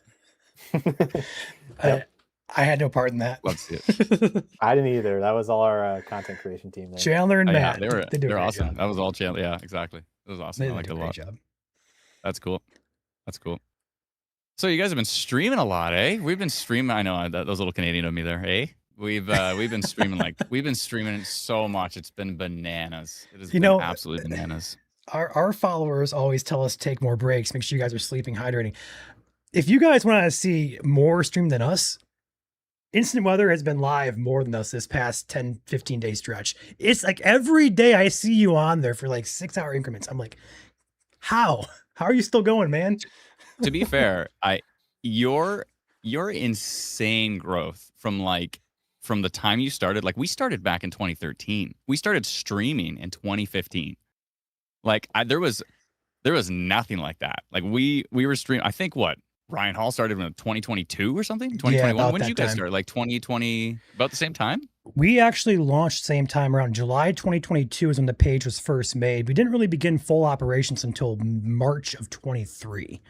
And then from there on, it was like a full-time thing for us. But it's only 2026, which Yeah. is the part that is astounding. And I thought to myself, like, because we always try to go live. I think up in Canada is like go live when there's tornado warnings, basically, right? So we're second in the world to the U.S. for number of tornadoes. Obviously, you guys are like 1,200 a year, and we're like 120 a year. So you're 10 times the population and 10 times the tornadoes. But which is interesting. I wonder if there's a correlation. There might be a little bit of correlation. Anyways, I digress. But to see to see how much you go live, and I think you told me you're like, we haven't missed a severe thunderstorm warning, and I'm like, are you kidding me? You haven't missed a single severe thunderstorm warning? Like our bar was like tornado warning, like, and there's no tornado warnings left, and the tornado watches are dropped. We're like, okay, we're gonna go to sleep now, you know? Right. But to see your growth, the easy math on your growth is just like you're just there for people every single time there's an alert, like all the time for like literally everything. Now, how does it work in the winter for you? Because in the winter for me, it's like, okay, everybody, there's no snow anywhere. Okay, there's snow everywhere, and then it's just like, what do we talk about now? Like I'm so used to like, you know, when you're tracking tornadoes, there's really something to do. There's something to like hone in on and zoom in on and really pay attention to. Where it's just like, you know, for us, it's just like, okay, there's snow squalls everywhere. How's everybody doing? You know, I don't know. For us, it's more like forecast stuff. We usually do forecast live streams. That's where I So wish our storm chasers could come in and say something in the chat. yeah, so we make winter forecasting and winter streams actually really fun. So we do go live for not all winter storms, but for a lot of them. And the reason is because we have a lot of active storm chasers for us who can provide us road conditions. A lot of our viewers here in chat, if you're gonna keep an eye on chat, if you're watching, they're gonna confirm what I'm gonna say here. Road conditions are huge over here in Michigan. We have weather cameras we can look at. Like last year, for example, we have a weather camera on one of the major highways here. We call it 131 out of Grand Rapids to Kalamazoo. That stretch of highway gets accidents all the time. We have cameras all up and down 131, and we can look at that. We've seen jackknife semis, cars going to ditches live. We've seen so much. I see. So a lot of webcam Entertainment like, for our viewers, so to speak, but it's also very informative as well because we can look at this. Infotainment, right? We can look at this and say, hey, guys, this is real. Slow down out there. We can communicate that at the same time and say, hey, look what's happening. You know, take this seriously. So Yeah, it makes a sense, mixture of for sure. mixture of weather cameras and chasers. We do provide winter coverage as well. Not intensively, but it's more relaxed and definitely we try to keep it And light. that's kind of what I think is gonna be different about this winter is because we have a bunch, and I'm sure you've got a bunch of these like road condition websites for different. I'm sure there's a Michigan one. You know, we have one for like every province up here in Canada. Yep. And people just complain all the time. They're like, you know, there's some decent information on there if it's at like 9 a.m. when the first report goes out. But people are like, I look at the stuff at like 2 p.m. and it's still the reported condition from 9 a.m. And I'm like, there's got to be a way that we, with all of our technology and all of our incredible community reports, can like amalgamate those two and take like pull the data from, because all the data is free for all the road conditions up here, but pull all of that, and I'm sure it's probably the same for Michigan, but pull all of that and then just make it better, you know, and then add reporting in the app where people can report, you know, there's black ice at this intersection. Like I'm the kind of guy like I'm in the middle of nowhere and I almost slide through an intersection because I'm just sliding up to the intersection with like Michelin X ice on. Doesn't matter. I'm the kind of guy who's immediately calling it in, you know, being like, there's black ice at this intersection. Somebody needs to come out here before somebody gets seriously injured, right? So that's me, but I'm like, it'd be so much easier if there was something like an improved road condition thing, and we can obviously make that work for Michigan as well too. So I think it's gonna be great. Are you suggesting we can get a whole big map of road conditions in Michigan for the app? Is that what you're trying to suggest? So what? So I like to bite off more than I can chew, and We love that up here attitude. it's like only the highways have road conditions up here, and like if you go to like Ontario 511, it's just highways, like not even some major side roads, like just highways. And I'm like, okay, what about like inner city streets? Like what about literally every street? So we're we're deep into the process, and we're trying to get it to the point where if your street on your crescent is covered in snow, you can click a button and say this street, and that will be, so like to literally have road conditions everywhere, I think would be cool. I mean, it's a huge undertaking. It's a massive amount of server power. It's a lot to be able to, and of course, like whatever streets aren't reported, you'll just leave them gray or something, right? But if they are reported, then they'll be, same as like an SBC color scale. It'll be from green all the way up to purple if it's closed or something, right? So we Right. have to still kind of iron all those little things out, and I'll bounce a bunch of the ideas off you guys as well too, because you've been great for just in general brainstorming and the better this app gets, it's obviously the better our apps gets, and we just keep going and just the circle of life here and just keep Yep. improving it for everybody. I think it's going to be great. So I think a lot of people don't understand this as well. This app that we have now originated with you, Instant Weather. This is not just us here. This is a template that you guys have for your followers and said, hey, you can use this for yours. And that's really cool. And this is not specific to us. If you guys live in Ontario, you can find the exact same app over there branded with Instant Weather. So this is their template that they're giving to us. We can kind of bounce the ideas back and forth and make it better all around. So it's really a unique thing here we got going on. It's also gonna be for Indiana too. We're gonna be kind of bouncing back and forth between two states and different country. So it's really cool. yeah, it's great. I mean, and the other thing too is we already, obviously, because the weather's more interesting down south. It's just as simple as that, right? I mean, all of me learning how to detect rotation and velocity couplets and all that kind of stuff. To spend all winter down in Alabama on whatever app, you know what I mean? Like basically just watching as much as I could and trying to learn as much as I could. So, so of course, we have all the data for every U.S. radar station, all of the U.S. alerts. We already had that in place, really, which was so it Right. just made this kind of a no-brainer. It was one of my amazing team members, Brennan, was just like, "Hey, our buddies over in Michigan there, they're like, there's posted and said like, everybody keeps asking us for an app, yada yada yada." So we're just like, well, that just makes sense. Why don't we just go reach out to them? So, Right. yeah, I think it makes perfect sense to do this. So it's great. Happy about Yeah, the collaboration. We've been looking for an app dev for 2.5, 3 years now, ever since the beginning of MSC. It's been one of, if not the most suggested, asked about things that we have ever had here in the history of our page. And the fact that this is finally live now tonight, it's a breath of fresh air for me. But at the end of the day, this was not possible without you guys and your team there. So it's amazing It's teamwork. our pleasure. Yeah, it's just it's like a moment that's like, hey, it's finally here, So I heard a few of those elated sighs from you before, when we had our first meeting, because when I was like, oh, by the way, yeah, we can notify anyone anywhere with a customized polygon. I remember when I showed you that whole, we just launched our new whole admin panel for posting. I remember I was like, oh, I haven't even shown anybody this yet. Let me just show it to you guys. And then you and Chandler were both just like, yes, please. literally our eyes are like, Yeah. what? That's pretty cool. So yeah, we have it pretty cool too, where we have all the locations, all the database already baked in, right? So when we make a polygon, we like draw like a line, or we even create a custom storm track, right? So when we create a custom storm track, it automatically says we're monitoring a storm near X, moving to the northeast towards X at this kilometer per hour. There's been this much rainfall has fallen, this is the estimated size of hail that has recently fallen with the storm. Those things are just kind of like automatically baked in, because I really just want I just want that one single red button to push to make everything happen. I love removing friction. So Mhm. I just want it to be like, I just want to be able to, oh, there's a bad storm right there. I just look at it and I just smash a big red button, and then everyone just knows about that storm. Like I want to get it to that point, right? So, Right. and then, obviously the auto time baked in, the date, I remember used to having to type the time. Oh, what is the time? And then what is the, and we cover all of Canada too, right? So I'm like, oh yeah, it's Alberta. It's not, Ontario a time. lot. And I have to try to think about that stuff all the time. And and then oops, I sent a notification with the wrong timestamp. I'm gonna kill it. And so that stuff just doesn't happen anymore, right? Because it's all just completely automated now. So it makes life awesome and easy. So if I can make the Michigan Storm Chasers life easier to be able to notify people and keep people safe, then that's a good thing. I'm very excited to get in there and start using that admin panel. I've asked you about it like 2 or 3 times in the past 12 Yeah, I know. hours.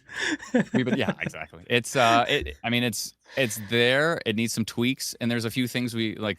Everything's in metric. We got to tweak to Imperial. Like, there's a few of those like just the little things that we need to do some tweaking on. But yeah, I want to get you in there. Oh, we did talk about we could do maybe a notification test. I think that would probably work fine. Let's see here. Ooh. Yeah, let me see. How are we gonna word it? Test. I'll just say just hi, just the word hi with an exclamation mark. Hi, signed Hi. the devs. Signed the devs. I would definitely say something like testing. This is the devs, something like that. I'm trying to get a absolute legit proper Michigan polygon here.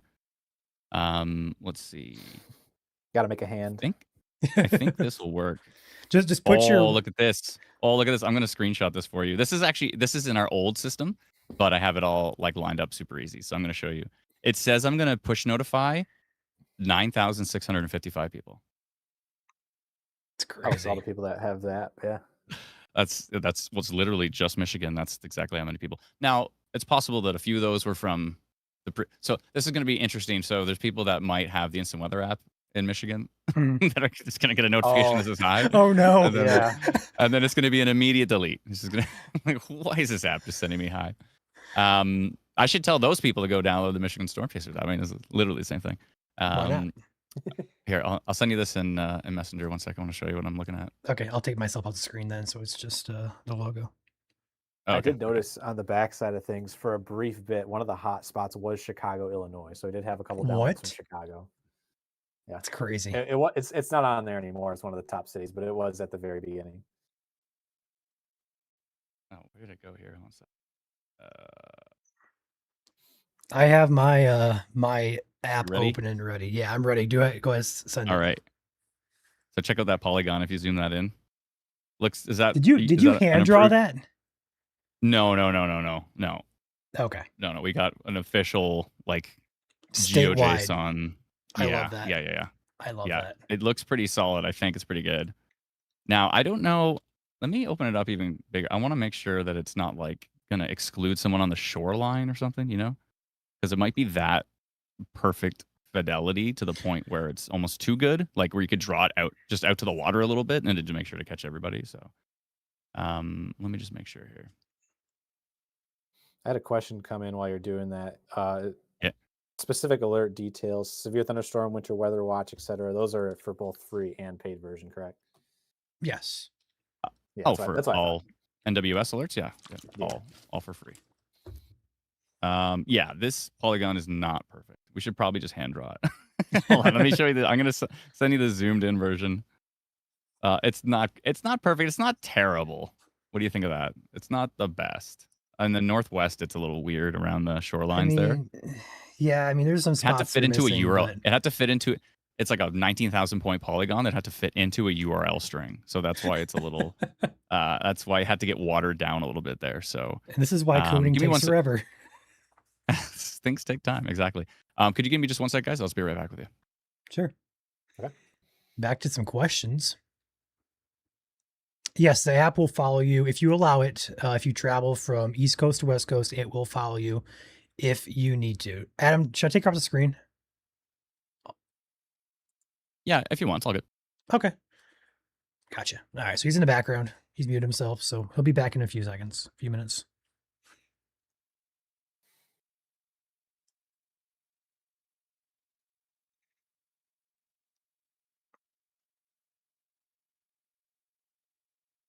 Chat's like Discord be on the app. The answer is no.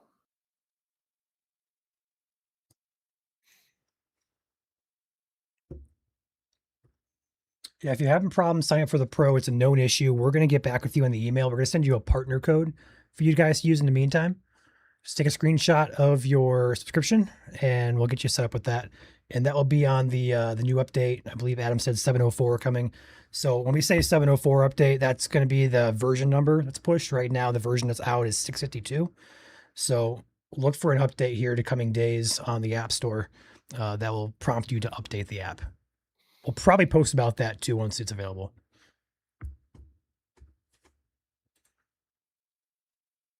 Yeah, custom alerts will also be pushed for everybody who has the app as well.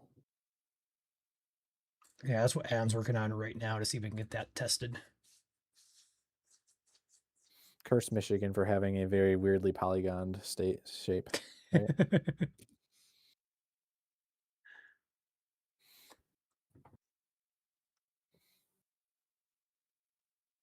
Yeah, Google is coming soon. Android is right, I'm coming back. soon. Oh, hi, Adam. Hi. Where'd my head go? Hold on a second here. There we are. There it is. Hey. All right. So I don't know. Let's run with this for now. If you're on the shore, you might not. If you're on the shore of like Lake Superior, you might not get this notification. But the vast majority of populated Michigan should get this notification. I assume. All right. It should be pretty quick too. All right. Let's see here. Wait. What do I write? Hi. I would just say testing, sign the devs, something like that, so people know, because we don't have all 9,000 people watching us right now. I don't wanna That's true. confuse people. Exactly. It should say testing 1, 2, 3, because then if people even get it through the Instant Weather app, we'll be like, all right, it was a test. Right. Yeah. Not just hi, what's up?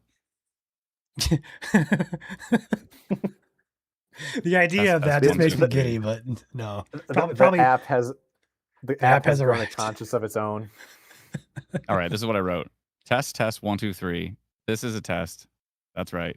A test. Okay, that sounds good. Those are all individual sentences too. Send it. So the headline is test 1, 2, 3. So all right, one push per device and 9,000. Oh, you know what I should do first? No, I'll just send this right now. Okay. I was going to say I should refresh it because there's actually probably more people. Let me just duplicate this and see if there's anyone else. So the number was 9655, and now there's 9934. Okay, well, I should use the new one. Every time I hit refresh on this, that number is going to climb. The crazy let's thing see. is, I'm looking Test. at the analytics here. It says we have close to 12,000 active users. So I'm kind of curious what the difference is between the two. And that's wild that I'm only seeing 10,000 for push notifications.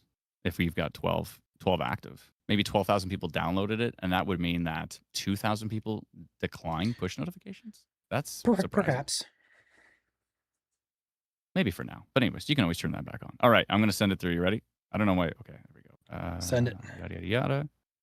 And it's going in 3, 2, 1, send.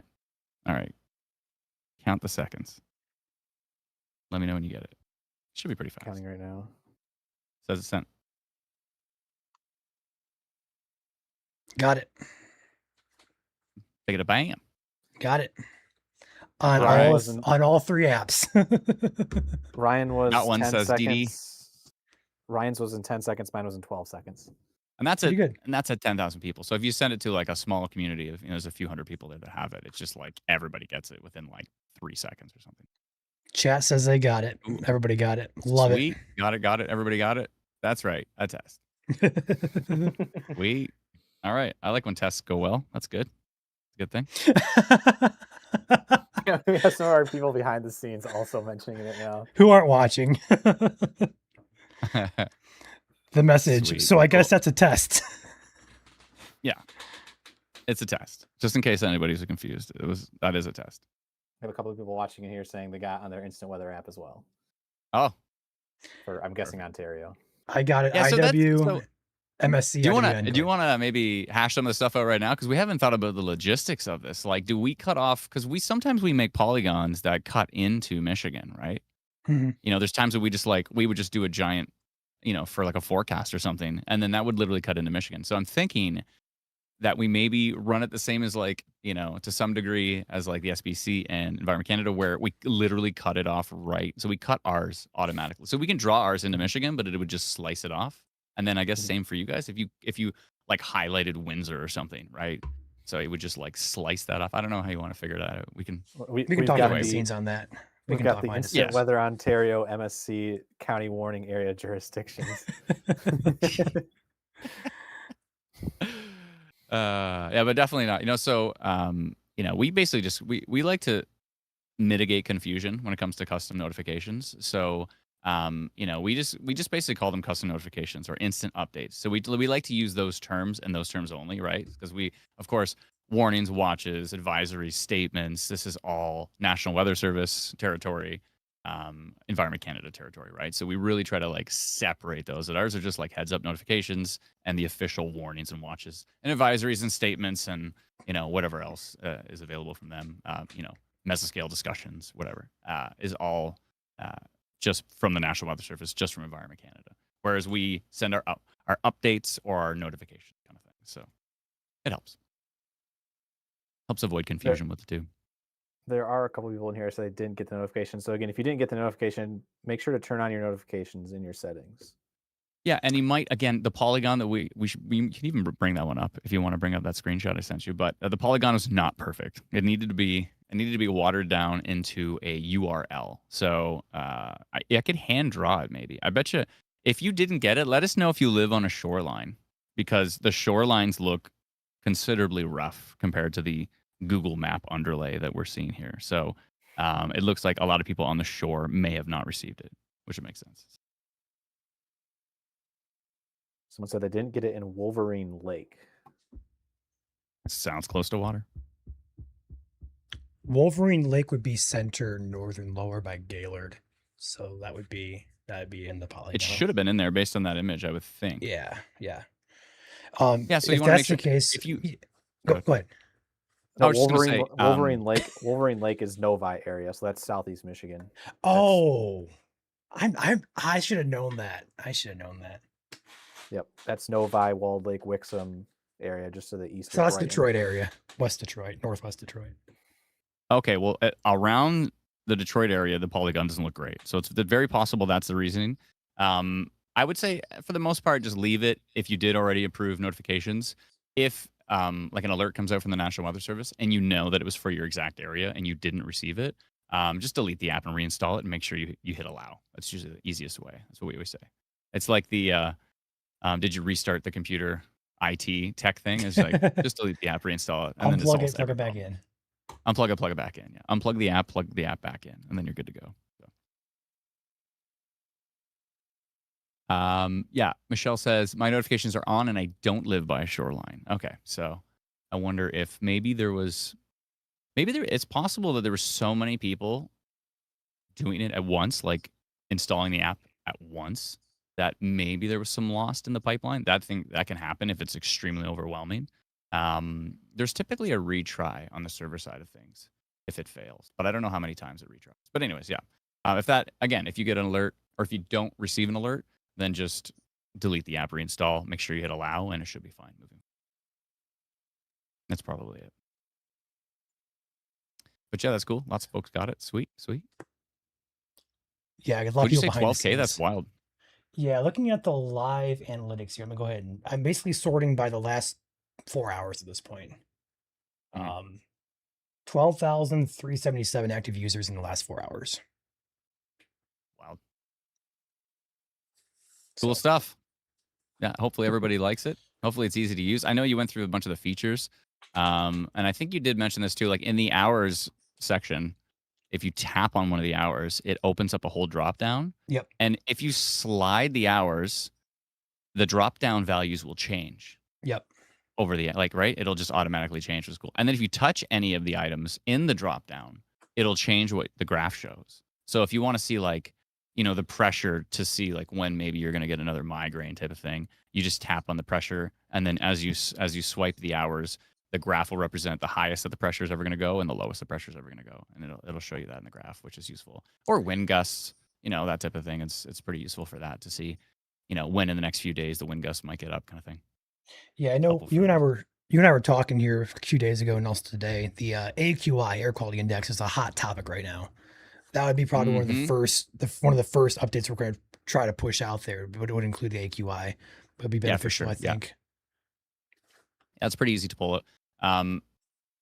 Obviously the current stuff is all done via the stations, right? All the current observed, and then it's just choosing, which model is the superior one at this point in time for ground smoke level, basically, and then having that extrapolate out. So it'd be cool to add it to what I think would be cool to add it to is the hourly thing, so that you could see you could just swipe and see when the smoke is going to be the worst or when it's going to get better. Forecast for that. That'd be kind of cool. Yeah, I think that would be cool for sure. And those forecasts aren't perfect, right? It depends on wind conditions and a lot of stuff, but it should give you some reasonable idea of how brutal or how clear it's going to get.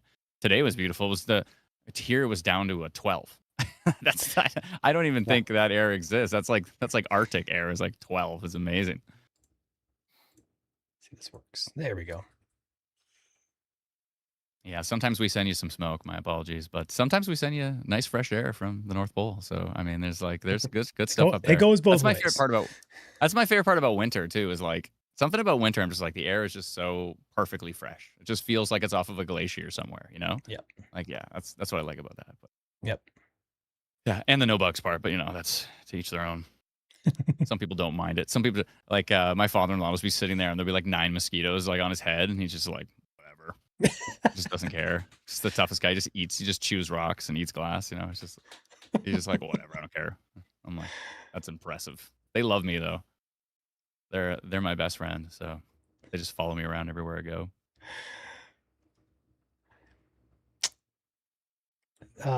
Will we be able to watch live streams at some point in the app? Yes. That's the plan. We should be able to Eventually. embed YouTube right into the app. Yep. So, and then I believe from the research we've done, this all hasn't been developed yet, but from the research we've done, it looks like we should be able to allow picture-in-picture. That would be the ultimate thing, because of course you don't want to watch the live stream in the app and have it completely take over the app, and then you can't do anything on the app, right? We always tell people, we're like, you know what, we're on YouTube, just put us on your TV, right? Because then you have your phone to check whatever you want, to message anybody you need to message. It just kind of frees up the phone. Also, you can see everything so much better, right? Because we both live stream in widescreen 16:9. It just fits perfectly on a TV. Yep. But if all you have is your device and you want to be able to use the app and see the stream at the same time, having it all in one is the idea. That's what we're working towards. So we'll get there. We can definitely do that. I'm curious. Curious, really quick. Did anybody successfully sign up for Pro tonight, or any type of subscription? I'm kind of curious if it's a widespread issue or if it's so isolated. it's not that you can't sign up for Pro, right? It's that you can subscribe to Pro and you can get Pro to work inside the app. It's that if you want to go use the web version, then it says, oh, you have to enter in an email, and you enter the email and it says like error or something like that. So that was the unfortunate thing.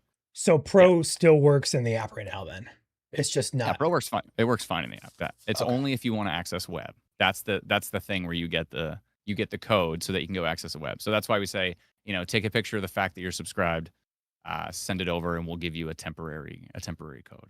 Gotcha. Victoria asked, is there a widget? There's actually, yes, there is a widget. There's 3 options. So on Apple, hold down your home screen. It'll have a toggle or an option. You can click add widget, and you can find the MSC app, and you can choose the widget from there. Correct. Now, is the background of the app here, is this a live webcam is what I'm watching right now? Definitely not. You just saw the animation restart. So. Nope. that would be cool though, but I think it's a lot. That would be cool. I don't know how that would work, but that would be pretty cool. It would be pretty sweet to because you just have so many webcams now in your network, right? And of course there's there's webcams all over the place. So it'd be pretty cool. That would be the most accurate, right? Because there's if you're on a really, really slow device, we've actually made some massive improvements. So it actually should still be working great. Our app initially didn't even launch to people with like an iPhone 8. It was like 10 or above. And then a lot of people are like, oh, I got an iPhone 8. I got an iPhone 7. I've got some really old Android devices. And we're like, okay, so we need to be able to pull this back even further. So we made some huge improvements. And I know Ryan saw those coming through in real time and testing them out. And the performance improvements have just been like through the roof. Like my iPhone 7 runs actually surprisingly well, even with the animations on. But you can go into the settings and you can turn the animations off. So then it would just be like a static image for partly cloudy, right? So that works. If you're on an extremely old device and you find that maybe it is still a little slow, then you can turn off the animations and you'll get a little bit of a slight improvement. But I think from what I've tested, you know what I even did? I found an old iPhone 6S. That's as far back as it'll go. I found it. It was like in a drawer. It was all sticky. I had to like wipe it off, and I charged it up. And I was just like, all right, let's see. I go to test flight. I put it up there, and it worked perfectly. And I was like, okay, all right, we're doing all right. Yeah, we're supporting some folks who have some dusty devices, and it's all good. We don't mind. We want to make sure as many people can use it as possible. Weather for everyone. That's right. And again, to emphasize, thank you, Curtis, for the 5-star review. We appreciate it. You can go to the very bottom of the settings, and there's like a rate the app, or I forget what it says exactly. Somebody can correct me on that wording, but down there somewhere it says rate the app. I will And show then you you guys can, how to do it. yeah, you can bring it up on screen. Cool. And again, for Android users, we love Android users. We've done so much testing on Android. We've done so much optimization on Android. Android's a very tricky platform to develop for. Like with Apple, it's all the devices are very similar in their like little ecosystem. But with Android, there's a Samsung, and then there's an LG, and then there's a Pixel, and then there's a, there's like so many different devices. And, even for Samsung, there's like, I don't know, 35, 40 different devices you have to test it on. So it's been quite a challenge, but we've put as much love into the Android as we possibly could. And now we're just like, oh, it'd be nice if it, Google would actually finish the review. It literally said in review 9 days ago. So we got our hopes up 9 days ago. Yeah. And We're I like, think oh, we're in both review, on, perfect. we were both on the same page, Adam. We saw that, and we're kind of like, okay, it's going to take maybe 3 days, maybe up to 7. This is day 9, Yeah. and we're like, Day 9. Who knows? Who knows what they're doing over there? And we actually even emailed them and said, hey, is this like stuck in a loop somewhere? Because no system's perfect, and who knows if it got maybe stuck in some sort of transition from one reviewer to the next or something. I don't know, but yeah, nothing back. So we wait. Thank you everybody for the reviews. Appreciate it. I think Ryan was going to show you how to do it. yeah, I was going to. I want to do one more thing here. Julie has suggested that we take off the caps. We have a filter on our chat that will block out all caps. So you guys, I took that off. You guys can now have at the caps tonight. We'll allow it tonight just because the excitement's here. Because normally it's someone who's obviously pretty anxious from the storms, and they want you to be able to hear them, so they're screaming at the top of their lungs, trying to make sure that you can see their question, kind of thing. So I can appreciate that. Yeah, that makes sense. But in this particular case, it's just people celebrating, right? So exactly. Or really, really angry. Either or. It's one or the other. Yeah, if you're an Android user, I get it. You can yell at us in all caps, but that's right. That's fair. For the review side, settings top left, scroll all the way down. Rate Michigan Storm Chasers. Okay. You click that, it'll take you, and it'll let you leave a review there. By the way, right below at the very bottom, you might notice that it says Animation Test Lab. And people are probably like, what is that even? We literally put that in there just for us, and then we just left it in there because it seemed like maybe it was fun. But if you click on it, you can see all the different animations we have for the different conditions. And so if you click like thunderstorm, heavy snow. So you can see all the different ones. Tornado's not great yet. It's got these like lines. Get off that. It's brutal. But if you click on thunderstorm, you get to see like the lightning strikes, which is pretty sweet. And you can adjust the precipitation rate, and you can adjust the wind gusts. And so if you move the wind gusts faster than the clouds will fly faster past, kind of thing. Whoa! I didn't even see this before. Yeah. If you got 100 kilometers, it says kilometers an hour now. We'll have to switch that to imperial. Precipitation rate as well too. So freedom units. And you got the lightning strikes. You should be surprised how long we spent on just making the lightning strikes look not awful. You know what I mean? It was like, it was so easy for them to look so bad. And we spent a lot of time. So if you open up the app and the clouds are just flying by, then it's probably pretty windy outside. I'm just going to say that right now. That's sweet. That might almost be a bit distracting. Maybe we should, we might want to tone that down slightly. So, but we need to improve the tornado one drastically. But if you open up the app and it says condition tornado, that would be not good. You're probably like, this wind animation's not that big, not my main concern at this point in time. Yeah. Let's see here. Everybody seems pretty happy with it. It's cool. Everybody happy? Yeah. It works on iPad, of course. It works on Android tablets as well too. It works if you turn it sideways. Oh, by the way, for people that don't like small text, I don't mention this enough either. If you go to the settings, you scroll down, there's actually the app text. So this is actually the text for the radar. But if you keep going there, text size for the app.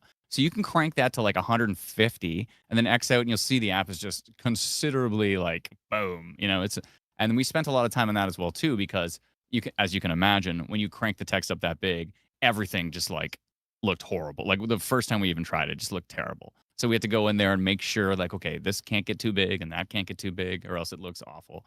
I'd have never gone to 80. That's just shocking that you're going to go to low. Whoa. I've never gone the other way. Maybe if you have one of those giant phones, you can go the other way. Can we get a 50% but yeah. instead? No, I'm kidding. Yeah, we got to go down to 50. You're just squinting. It's like a squint test. But yeah, so if you can, if you're having a hard time with the text, crank that to the roof if you want, and that applies. I think even just cranking the app text to the roof will actually, Oh, your stream just froze there for a sec. Cranking the app text to the roof will actually adjust the labels on the radar automatically. So, and then you can go in and adjust the labels on the radar individually if you want as well too. But I think just turn that up will just like a kind of a cookie cutter easy way for people to get it cranked. So, Gotcha. yeah. Now I don't know. Test it if you can, but if you try to become a verified reporter, I think maybe I saw some people were having problems with that as well too. I think maybe so. It might just be an email pipeline in there. Seems to be something in there that is a little off. So I can't tell if you can't guys become that as well. how many times I brought an issue to Adam and he's like on it, and like a half hour later he's like, here's another version, test it. And he's like, oh, it's fixed. So We got it. We got it done. Yeah, if there's issues, And then you're Adam's like- gonna be on it. Promise you guys. that. we're on it. Yeah. All right. We have an excellent team, and we're just going to tackle it as best we can. So it's Love it's it. all good. We got it. And then there's there's a lot of stuff too. There's like air, like you say, air quality. Getting the team all lined up on the back end admin notification panel. Yeah, we have this is like day one. So like Ryan said earlier, it's only up from here as well too. So it's good. Yep. It's good. Joel, have we met before? I don't think so. I don't. No. I don't think we've. This is like the first time we've like met. So nice to meet you. How's it Yeah. going? Nice to meet you. I like the It was bunk bed in the just, back. Pretty sweet. It's pretty sweet. Is that what I'm Yeah, looking at? it's- Is that a bunk bed? Yeah, Nice. that's the bunk bed. It's the cottage here. So Oh, the the bunk cottage. room. Oh, nice. Where's the cottage at? I don't want to like dox you here, but if you can give me the general area. Michigan. Okay, perfect. Central Lower, Central Lower. Cool. All right. Central Sweet. Lower Michigan. Yeah. Nice. Yeah, that's cool. I often, if we go, we don't have a cottage, but sometimes we'll go and rent one with my brother and his family and stuff. And then, of course, every single time that's ever happened, I'm like, sorry, fam, I gotta go live. Thankfully, we had Starlink at the last cottage I was at. I was like, thank goodness, because like the one before that, it was like, running on like 1 bar of like 4G or something. I'm just like, no, it's just like barely making it through. But yeah, usually I'll do the same thing. I'll just like go to a bedroom somewhere. There's usually nice light coming from a window, and I'll just use that, and it works good. So Yeah. a little more comfortable here. I got the standing desk too. Like when I'm streaming for so many hours, I have to go back and forth from standing desk, or else it's just too much. It's too much. Rough. Yep. I have that. But at I my always main forget base to. too. So Oh, sorry? it's really nice. I have that at main base as well. Oh, your main, headquarters. yeah, exactly. Yeah, it's helpful for sure. It's all good. It's all good. All right. Any more questions from wonderful people in the comments here? Let's see here. I The do Brady have. Bunch. Somebody said the Brady Bunch bedroom. Hey, is there cloud cover radar? Hey, I heard that. Oh, satellite. Yeah, we can add satellite to it. We haven't done it yet, but we'll definitely be adding that for Pro, and then we can bring that into probably for everybody as well too. I mean, it's just free goes data, right? Yeah. It's a lot to process it, but it's ultimately free data, so we can obviously bring that in. It should be pretty cool. Goes We broke the App Store. Someone said this Janelle said send Google a message on them. We broke the App Store. They're missing out. Oh, I get it. All right. I was That's gonna all bring good. in like a window screen of the in review status, but I didn't want to do that. Yeah, just if you yet, want to but show them, I don't think there's anything second. bad to Hold on. showing them that. So if you want to. Let me see if I can't do it here. Oh, you're doing the same thing I do. You go into studio mode and then bring it up, and then yeah, exactly. Yeah, I'm gonna Yeah, try to all just because good. I don't want to share the entire thing. So No worries. whoops. And then you bring it up, and it says approved.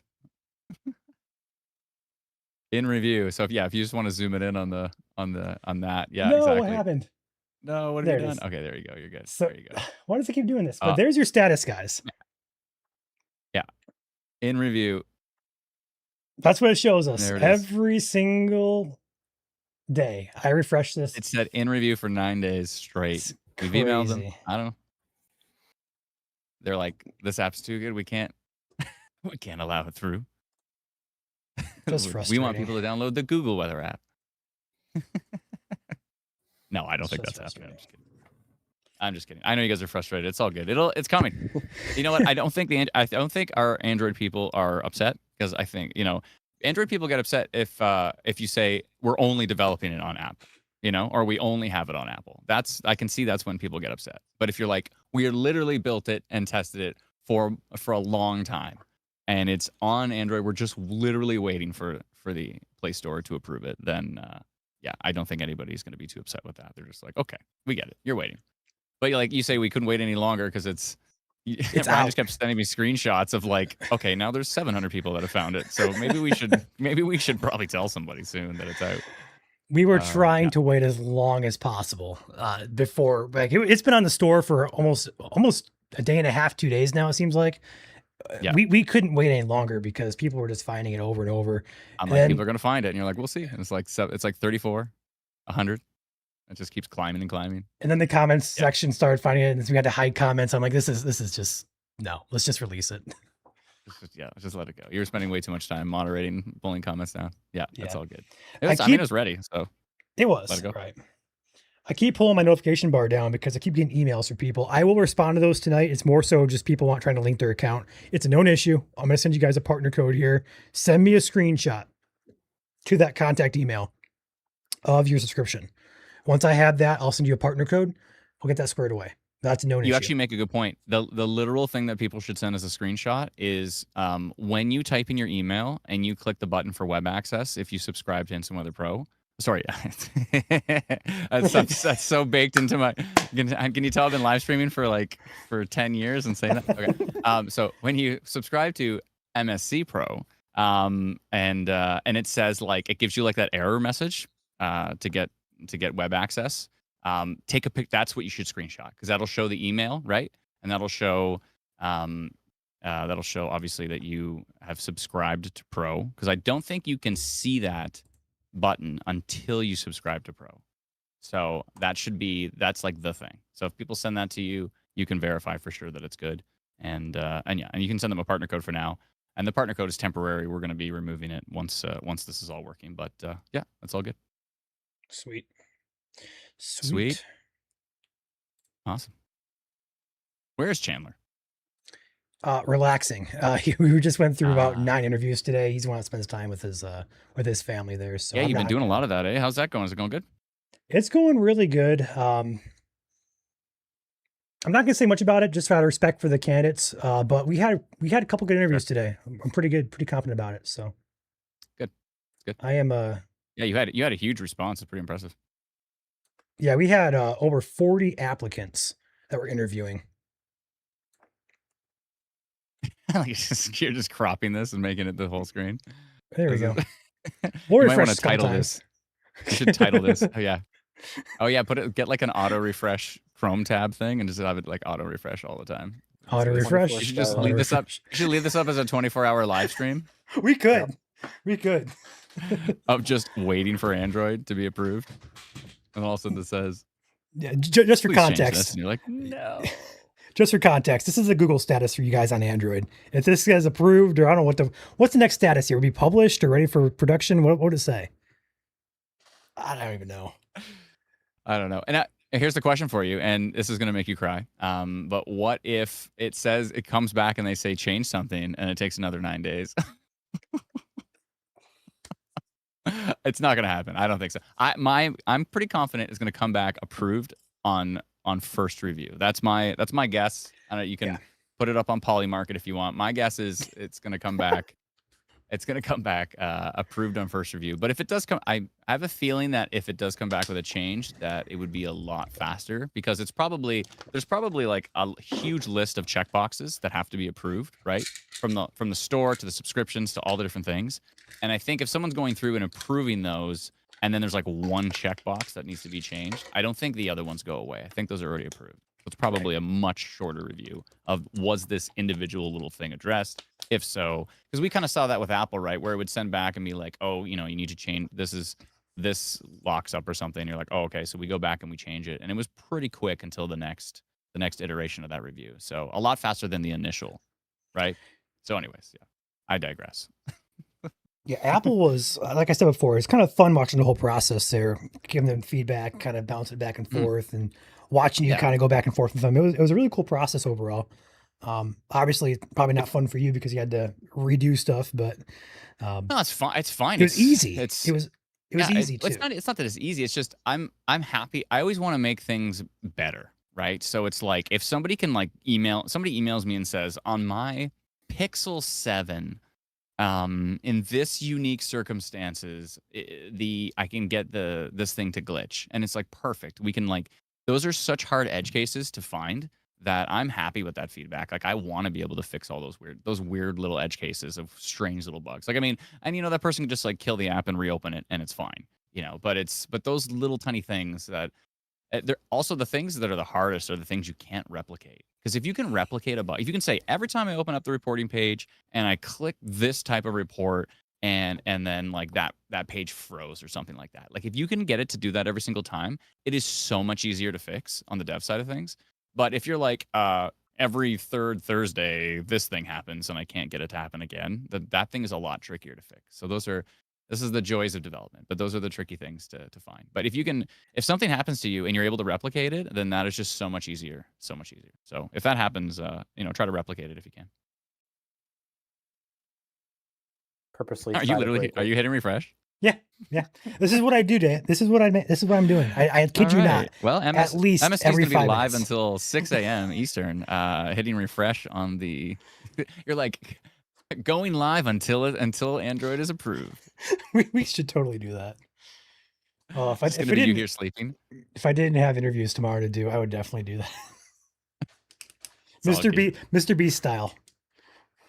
Yeah. No, the never sleep style. Or just set up a camera at your bed and you're just on your side. You just wake up every hour and hit refresh and then goes. I don't know if you've had those moments before. I've had those moments where like, especially early on where I knew there was going to be some nocturnal storms. We weren't live, but I wanted to make sure like, we were able to send out a custom notification because we've been sending out custom notifications since 2015, since 2016 probably. So I was like, I really know the storm's going to happen, but it might show up at 6 a.m., but it could show up at like 2 a.m. and I'd go to sleep at 2, and then my body would just literally wake me up out of a sleep like every half an hour to check radar, and then I'd go back to sleep. It was like the most broken sleep of all time, trying to deal with stuff like that. But I was able to let people know about the storm, so it's good. I think Joel and I both had that exact same experience. I know I do. I'll have my alarm set every half hour sometimes to check radar. It's kind of different though over here too because we do every morning. If we miss a warning, we're not doing our job.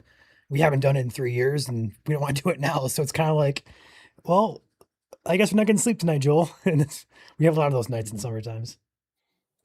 It's an impressive track record, and again, I think it speaks volumes to why you've like. I couldn't believe the fact that you surpassed us in 3 years. I mean, we've had a Facebook page since 2013, and we launched our Facebook page during like the golden era, which I didn't even know was the golden era. But there was a period of time where, when you would make a post, it would actually be shown to your like all the people following your page. And at some point in time, this is what happens with every platform. There's more eyes on the platform than there is content, right? So in the early stages of Facebook, in the early stages of like TikTok, in the early stages of all these platforms, you could post something and it could just explode and go viral. And I didn't know when we started in 2013. That was the end of the golden era. So it was like 2013, 2014-ish into maybe a bit of 15. And then I saw, there was a few friends of mine that were like, we're going to start up a forecasting page and a storm tracking page. And I'm like, it's great. I'm excited for you. Right.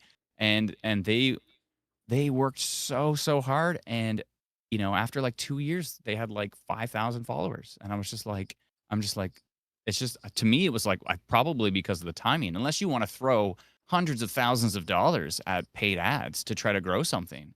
Mm-hmm. It just blows my mind that you were able in this day and age on this platform, you were able to grow to what, 800,000, even more now. What, you did like 900,000, 872 and growing. 872 in 3 years. It took us from. And here's the thing too: Michigan is the same population of Ontario, and Ontario is like where we started, right? Like I think is Michigan 12 mil, or is it more? I want to say it's right around 10. Right around 10. So it's 10, so it's 10.5, less. 10.5. So it's 12 million people in Ontario. There's only 10 million people in Michigan, and you grew to 900,000 followers in 3 years. Yep. That to me, the thing that makes perfect sense to me is the fact that you've never missed a severe warning live. That's it. That's like the thing. You know what I mean? Because people are like, they're there for us all the time.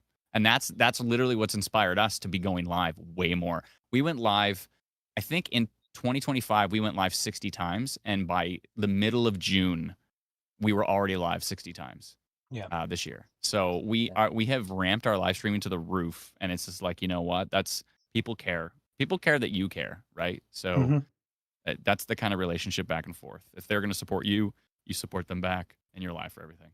I think it's pretty cool. It's good. Absolutely. So thanks for that inspiration. Now, mind you, I think it would be more if we only went live in Ontario, then being live for every single severe thunderstorm warning, being live for every single tornado warning, I think that would be maybe a little bit more doable. But we're live across Canada, right? So every time, this area gets a break, Alberta's got tornado watches and tornado warnings. And every time they're cooling off, Manitoba's got it, right? So it just keeps that cycle just keeps spinning and just nonstop. And so we're just literally following the low pressure across the province and then back and then across like a typewriter all summer long. So anyways, yeah, so that keeps us pretty busy. So we don't have the rule of every severe thunderstorm warning, but we try to be live for every significant event, and we try to be live for, if we can, for every tornado warning. There's times where like, oh, there's a tornado warning in Alberta, and I'll just like run downstairs and light this thing up and get going just to cover that in real time. So we try to be live for every tornado warning, but every severe thunderstorm warning across Canada, that would be something. It'd be cool though. Like if we could have I'd love to be able to, bring on more streamers and then just work shift work, and that's kind of like what you're doing right now is like, Right. like how can we expand the team to be able to just be live all the time, Yeah. And then there's you can do like the y'all bot, you can do like the automated live stream, but I think people really care if there's a human there, there's something about it, Yep. We actually I do think it's have an important. automated stream already running. It's still in development too, but it's actually on YouTube for those of you who did not know, perhaps in chat. But we do have one. It's not exactly like Yallbot, but it's similar to where it's reading off current alerts, conditions, custom forecasts people can prompt it to, weather cameras. That's going to be That's really developed cool. That's over great. time as well. So, but yeah, like We you like to said do that though, too for sure. But nothing the human beats the thing human. is right.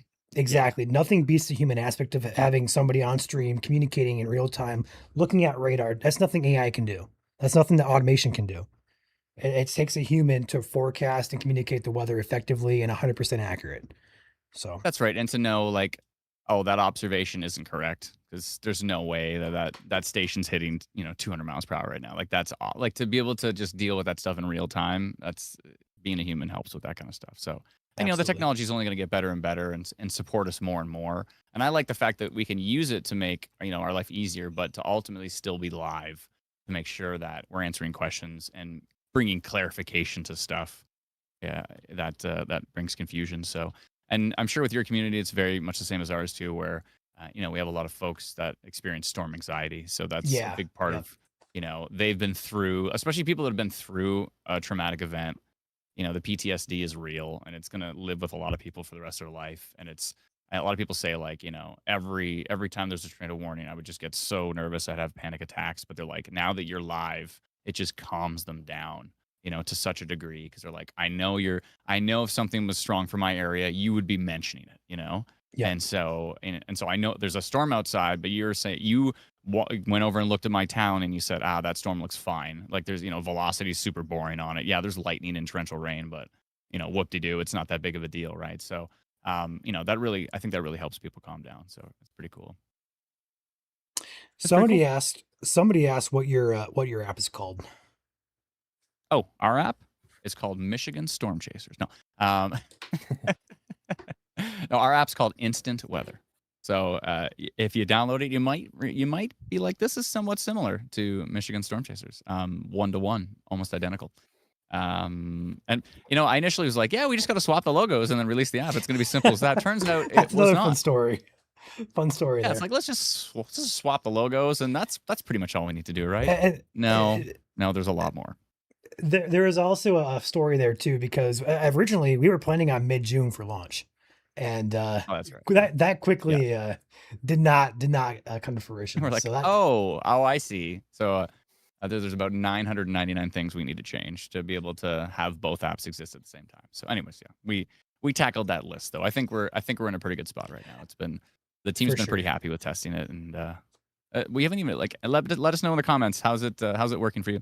Oh, someone said there's 4 instant weathers on Google. Yeah, no, so it's the free one. So there's there's one called Insta Weather, like Instagram. That's not us. We are Instant Weather. It's like a white and blue icon. Oh yeah, because in theory, yeah. Oh, I know what people are doing. You just saw it in the comments. We're like, what's the app that's exactly the same called that's already out on Android? That's what people are doing in the comments right now. It's like, oh, well, I Oh, guess you no. could temporarily do that. Sure. But don't subscribe to it until you come back over to the Michigan Storm Chasers app, please. People are finding I the mean, workaround. Everyone's technically that's not a bad idea by technicality, that's but actually. I mean, in theory, it's the same thing. you're So, not going to get the but customer don't alerts subscribe from to it. us.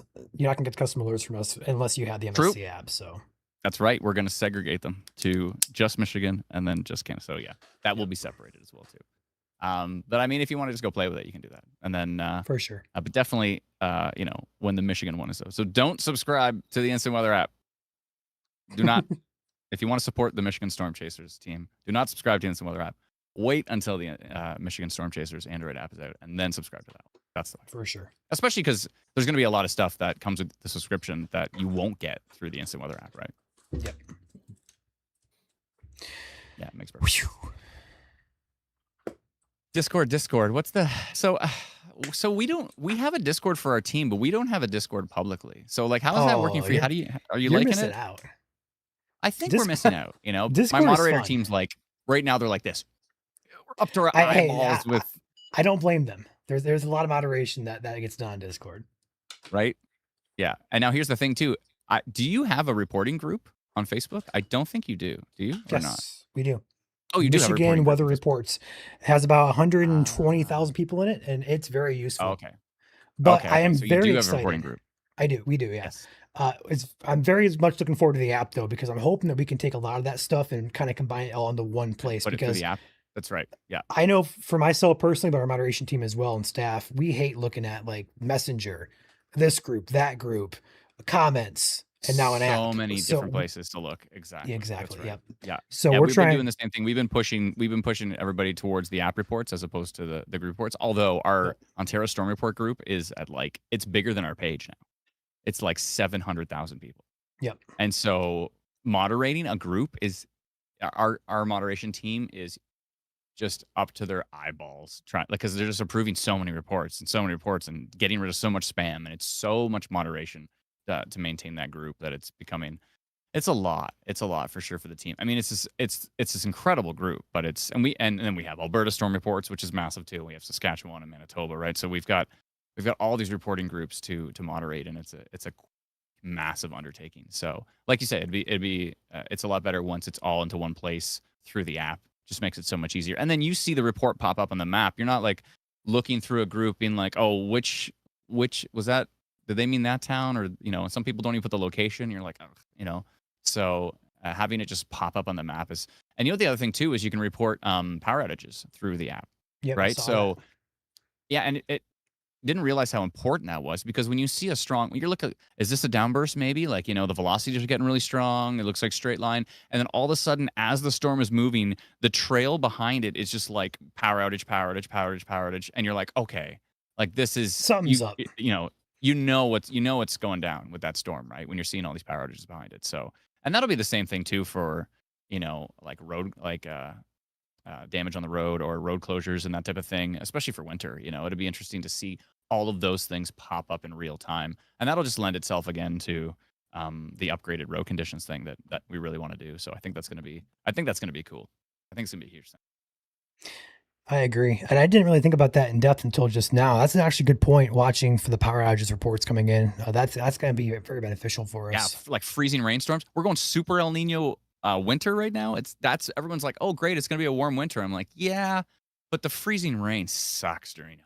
It's like it is. True. That's when you get the worst freezing rainstorms, right? we had a brutal one here recently, and the people are just out of power. I'm like, so I finally bought a generator, right? But I initially like for so many events I was renting a generator. I was just like, I don't have one. I'm gonna go rent one. So the morning of what was going to be a absolutely significant freezing rainstorm, I go to like the rental place and I'm like, you guys have any generators left? I'm like the first person in the door, and the guy's like, yeah, we have them all left. What are you talking about? And I'm like, oh, okay, well, I'll take like the best one or whatever. I don't know, whatever he had. So I took that, and when I returned it to him, when we got power back like 2-3 days later, he said he had a list of like hundreds of people waiting for it. Wow. So that's like an ounce of prevention is worth a pound of cure or whatever. So it's being proactive with that stuff is pretty important. So when Michigan Storm Chasers is telling you the ice storm is going to be brutal, it's you got to prepare for those things, right? So if it wasn't that, we would have lost everything in the freezer. We would have lost everything in the fridge. We were running on, and we were like, I don't even think the generator we had was that strong. So we were like cycling between them. But it's like if you run the freezer for, an hour or two and you get it back cold again, then you can swap back to the fridge, you swap back to the freezer. So that's kind of what we were doing. And thank goodness we had that. So, and obviously we were concerned about all those who didn't. And our power lines are buried here. And so usually we don't lose power. Like everyone around us is losing power, but we don't because we're buried. But that one was like the feeder lines were going down. So we're like, okay.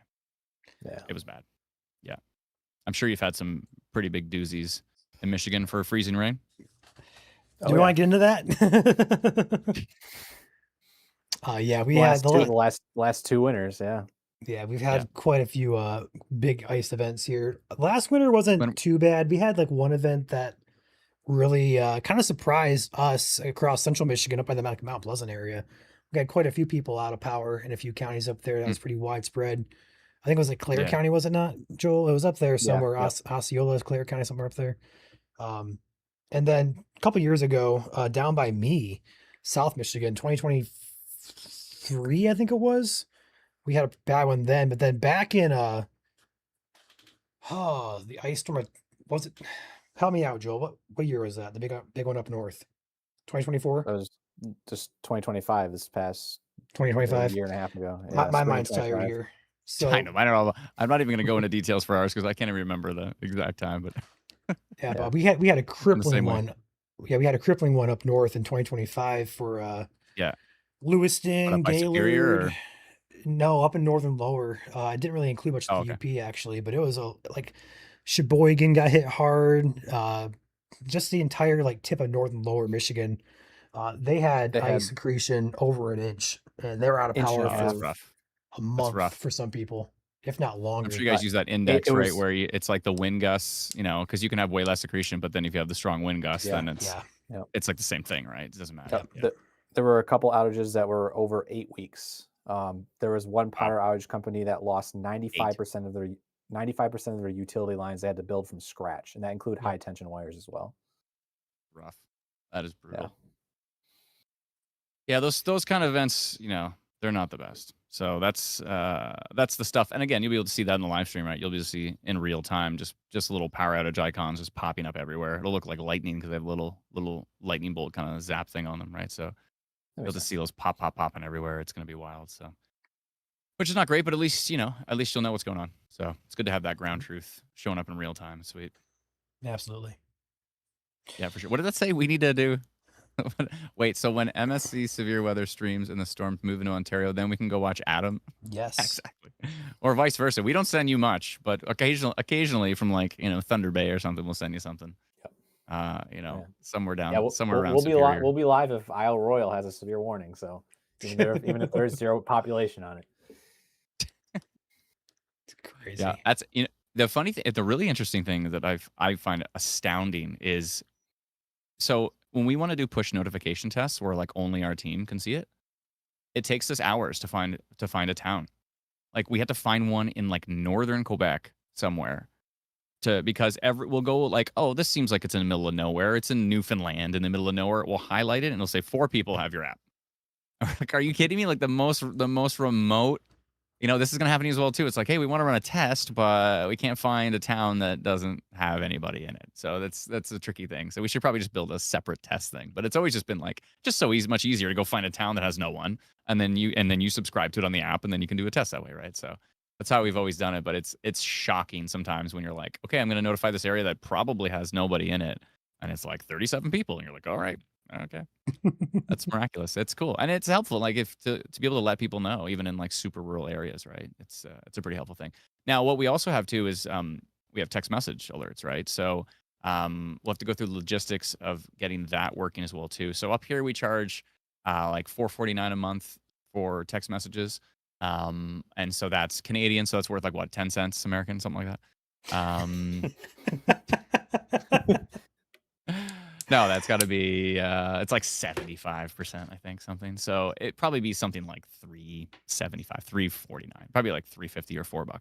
But anyways, so we've done that since that's the first thing we ever did is we launched that because there was another there's another big weather company up here, and they had a system like that, and they like closed it down like when we first launched, and we're like, well, that kind of opens up the window to because I'm just thinking there's people in like the middle of nowhere where they can barely get a cell signal, right? They have no internet access. They get like 1 bar of 3G, and the only thing that can make it through that is a text message, right? It's just a basic SMS text message.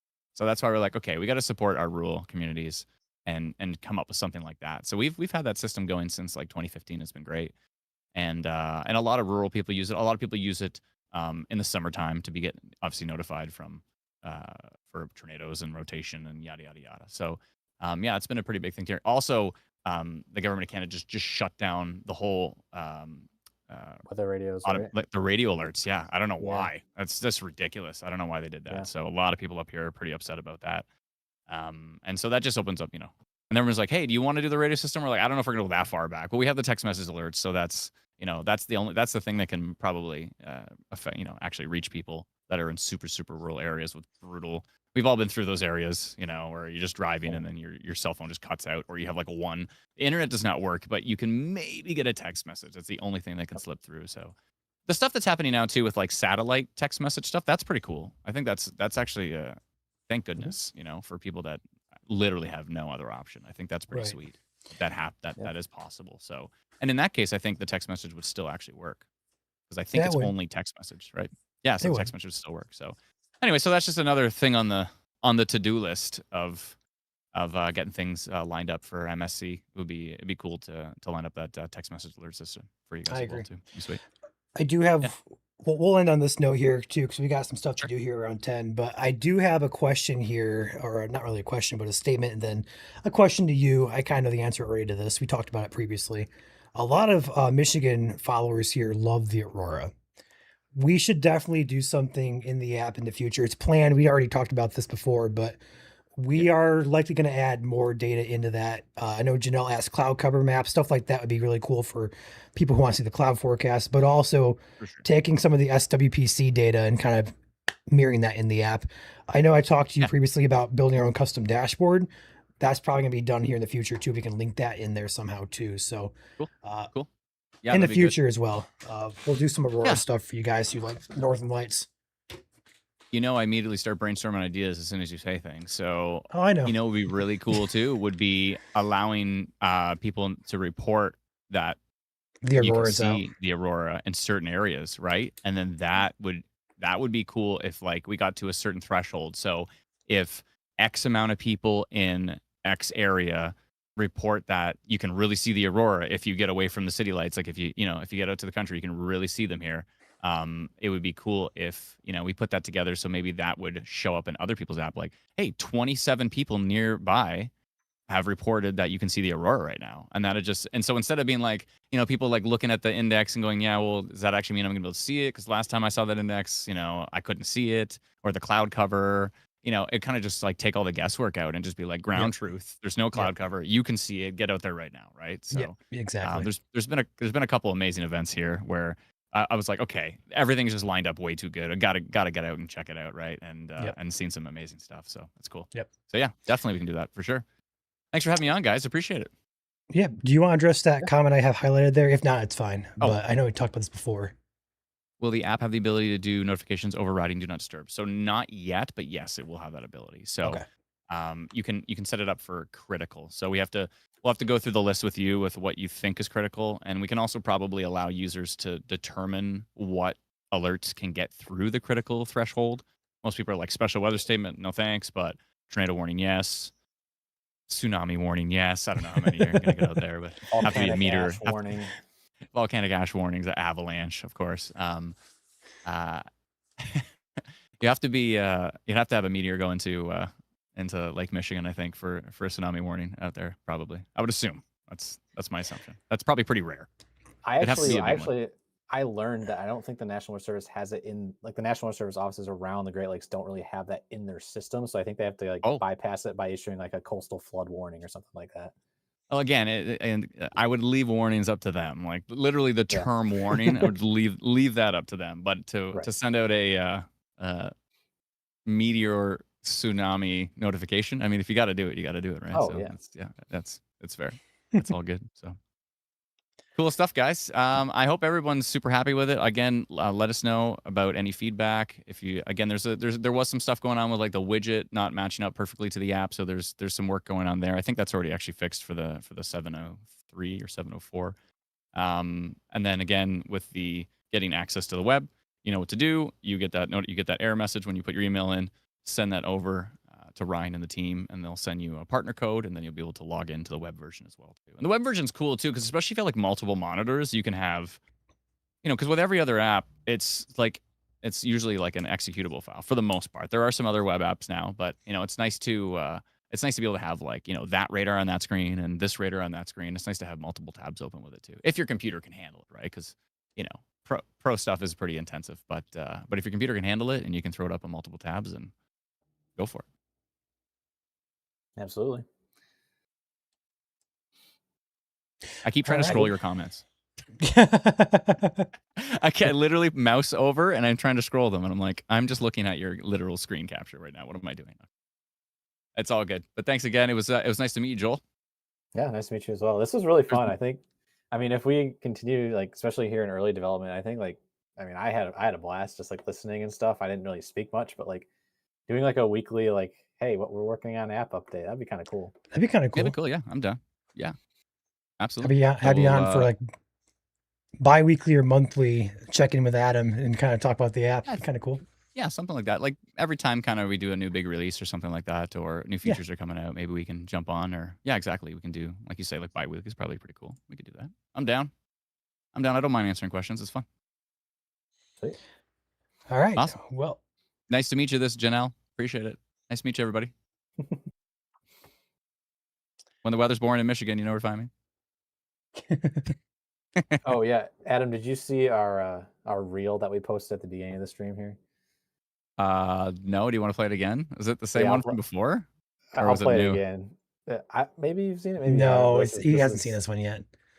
Oh, okay. It's just a compilation of everyone asking about the app release, and then it flashes. I can't wait. This is great.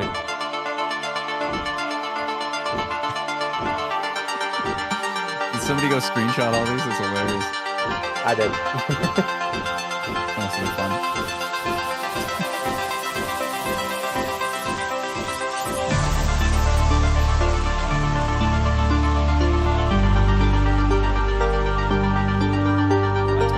That's the release date. Perfect. And then Android anytime. It's 9 days. 9 days of approval. We've been waiting. So it's coming. So the Android people cannot be that upset because they know we're trying. We're trying our best. It's coming. So please don't give Ryan and the team here a hard time about it. It's yeah, exactly. Yeah. You can see it on the screen. This is live.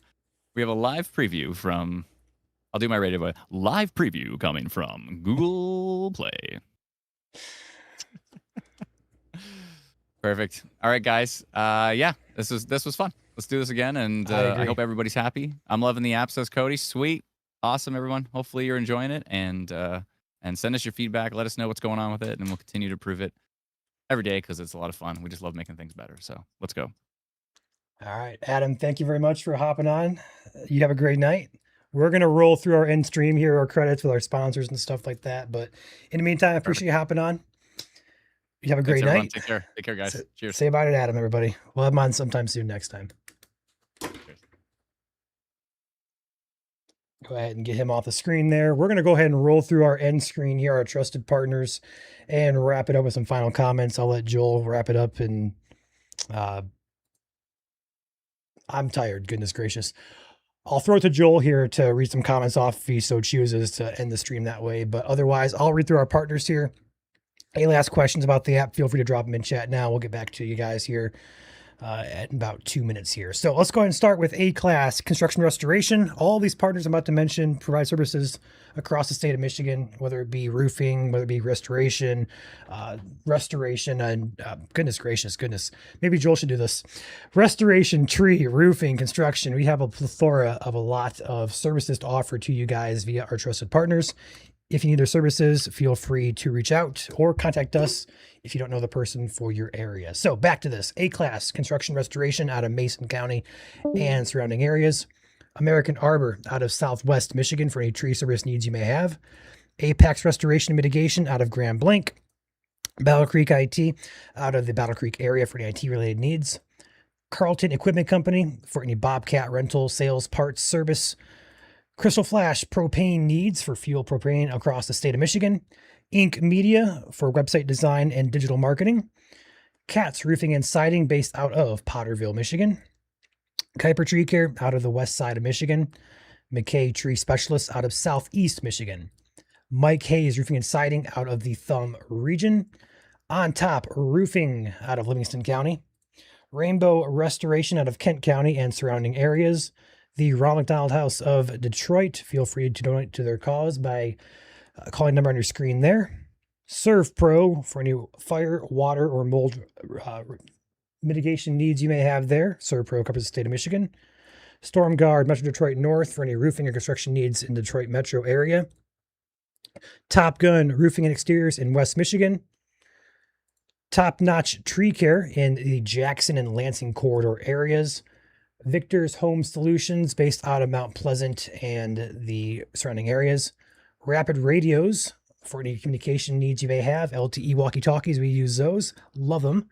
And lastly, PFCU Credit Union for any banking needs you may have across the southern and central Lower Peninsula. PFCU has you covered. Thank you to all of our trusted partners here at MSC who help keep operations rolling and supporting us, but also provide services to you guys.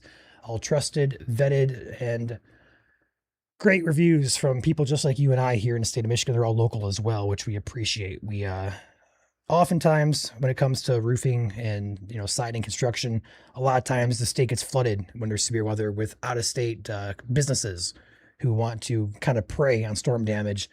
We always recommend going with someone local instead of someone out of state, and that's why we decided to start this and kind of give you guys avenues to kind of find people who can help you guys in that event. You do have storm damage of some sort, whether it's tree or structural damage. So with that said, appreciate everybody watching here. I'm gonna throw it to Joel here if he wants to wrap this up or if he wants to keep on talking to comments. But in the meantime, my voice needs a break. I'm going to back out here. It's all you, Joel. You are muted. I have no audio from you. It probably died. So his mic was probably not charged up, I have to imagine, or maybe he switched some audio sources. I hear you now. Yeah, it died. There you go. It's all good. It's disappointing. Now it's going to be quiet voice, Joel. That's okay. A couple of super chats. We have Patrick M sending 10 gifted memberships. Julie, $5 super chat. Saying Adam, 3 exclamation points, heat lightning test for whatever reason. DD, $5 super chat saying proud to be a part of MSC. Thank you very much, DD. Also, Julie again, $5 super chat saying the people would like a moment to celebrate in all caps, please. We did. Also, Fun Times, $20 super chat saying the people request a celebrity dance for the release of the app. MSC #1. Love the app. Thank you for your work on this. Really means a lot to all of us, and we can't thank the whole dev team and the MSC staff enough with a heart emoji. Thank you very much, Fun Times, for that very thoughtful comment. And I don't know about the dance, but we'll see. I'm not really feeling dance-ish. I mean, it does deserve good celebration. I mean, this has been a long time coming. But yeah, thank you very much, Fun Times. Also, Caleb sending 10 jewels. That's what I got. As far as downloads, I see a question there in chat. We're at 14,784 at the current moment. Excuse me. So this is just Apple too. If we get Android, we're close to probably, I have to imagine, right around 30,000 downloads in the first night. That's insane, guys. That is absolutely insane. Thank you so much for your support and operations here. Only improvements will come from here. So if there's bugs, which I know there's a couple bugs, I'll get back to you guys in the emails. If you have a pro issue with linking, I'll get back to you here either sometime tonight or first thing tomorrow morning. I'll get you guys the partner code so you guys can get in there. So in the meantime, though, as Adam said before, update 704, I think he said it will be pushed after more testing is done with that. But that will fix a few things there, including that partner code. So with that being said, anything else you want to throw out there? JHA 1,000 joules. Thank you. Also, Chicago is one of the top cities viewing our app right now. So shout out Chicago. It's crazy. I see that. Well, yeah. Again, any other questions you guys have, you can send them to us individually on Facebook. I'll be looking through my personal Facebook page because I did put a post out as well. I know Ryan's probably put a post out on his personal page. So any questions you guys have about the app, again, we're going to try and do a PSA or FAQ post, I guess you could say, about most frequently asked questions sometime either tonight or probably first thing tomorrow morning, just to kind of cover them all. And again, we'll do it again once the Samsung app comes out as well, or the Google app version comes out as well. So there'll be plenty of help for everybody. And of course, we also do plan on releasing a tutorial at some point as well. So in case you guys do need that kind of walkthrough, other than what we did here tonight on stream, it'll be there for you guys to use. Joel, I just saw a comment that we are in charting now on the App Store. I'm about to confirm this. We're number 2 on the chart already in 4 hours time. Wow. You guys are incredible. We are number 2 on the weather charts on the App Store. What's number 1? The Weather Channel is beating us right now. The Weather Channel. I mean, it makes sense, but that's going to be a post right now on the page. But in the meantime, we're going to wrap the stream up here, play the outro. Again, we'll have updates on the app coming soon. And for you guys on Android, it could be literally any time. It's just in Google's hands at this point. We hope it's soon. It could be a day or 2 more. It shouldn't be more at most. This is day 9. They say as many as 14 days. So at most, you're waiting probably 4 more days, and then it should be at least pushed out. But hopefully it's sooner. They say most requests are handled within a week. Obviously, it's 2 days past that, so it's anytime. That's all I can say right now. So, all right. With that said, we're gonna roll the outro, guys. Appreciate you guys watching. We'll see you all next time. No Sabir is expected in the short term. Sunday is the next day to watch for that. So. Keep an eye on the forecast from us, some daily video updates on that. But in the meantime, enjoy some nice, cooler, quieter, cleaner air weather for the next couple of days. So with that said, thank you for watching. We'll catch you all later. Peace, everyone.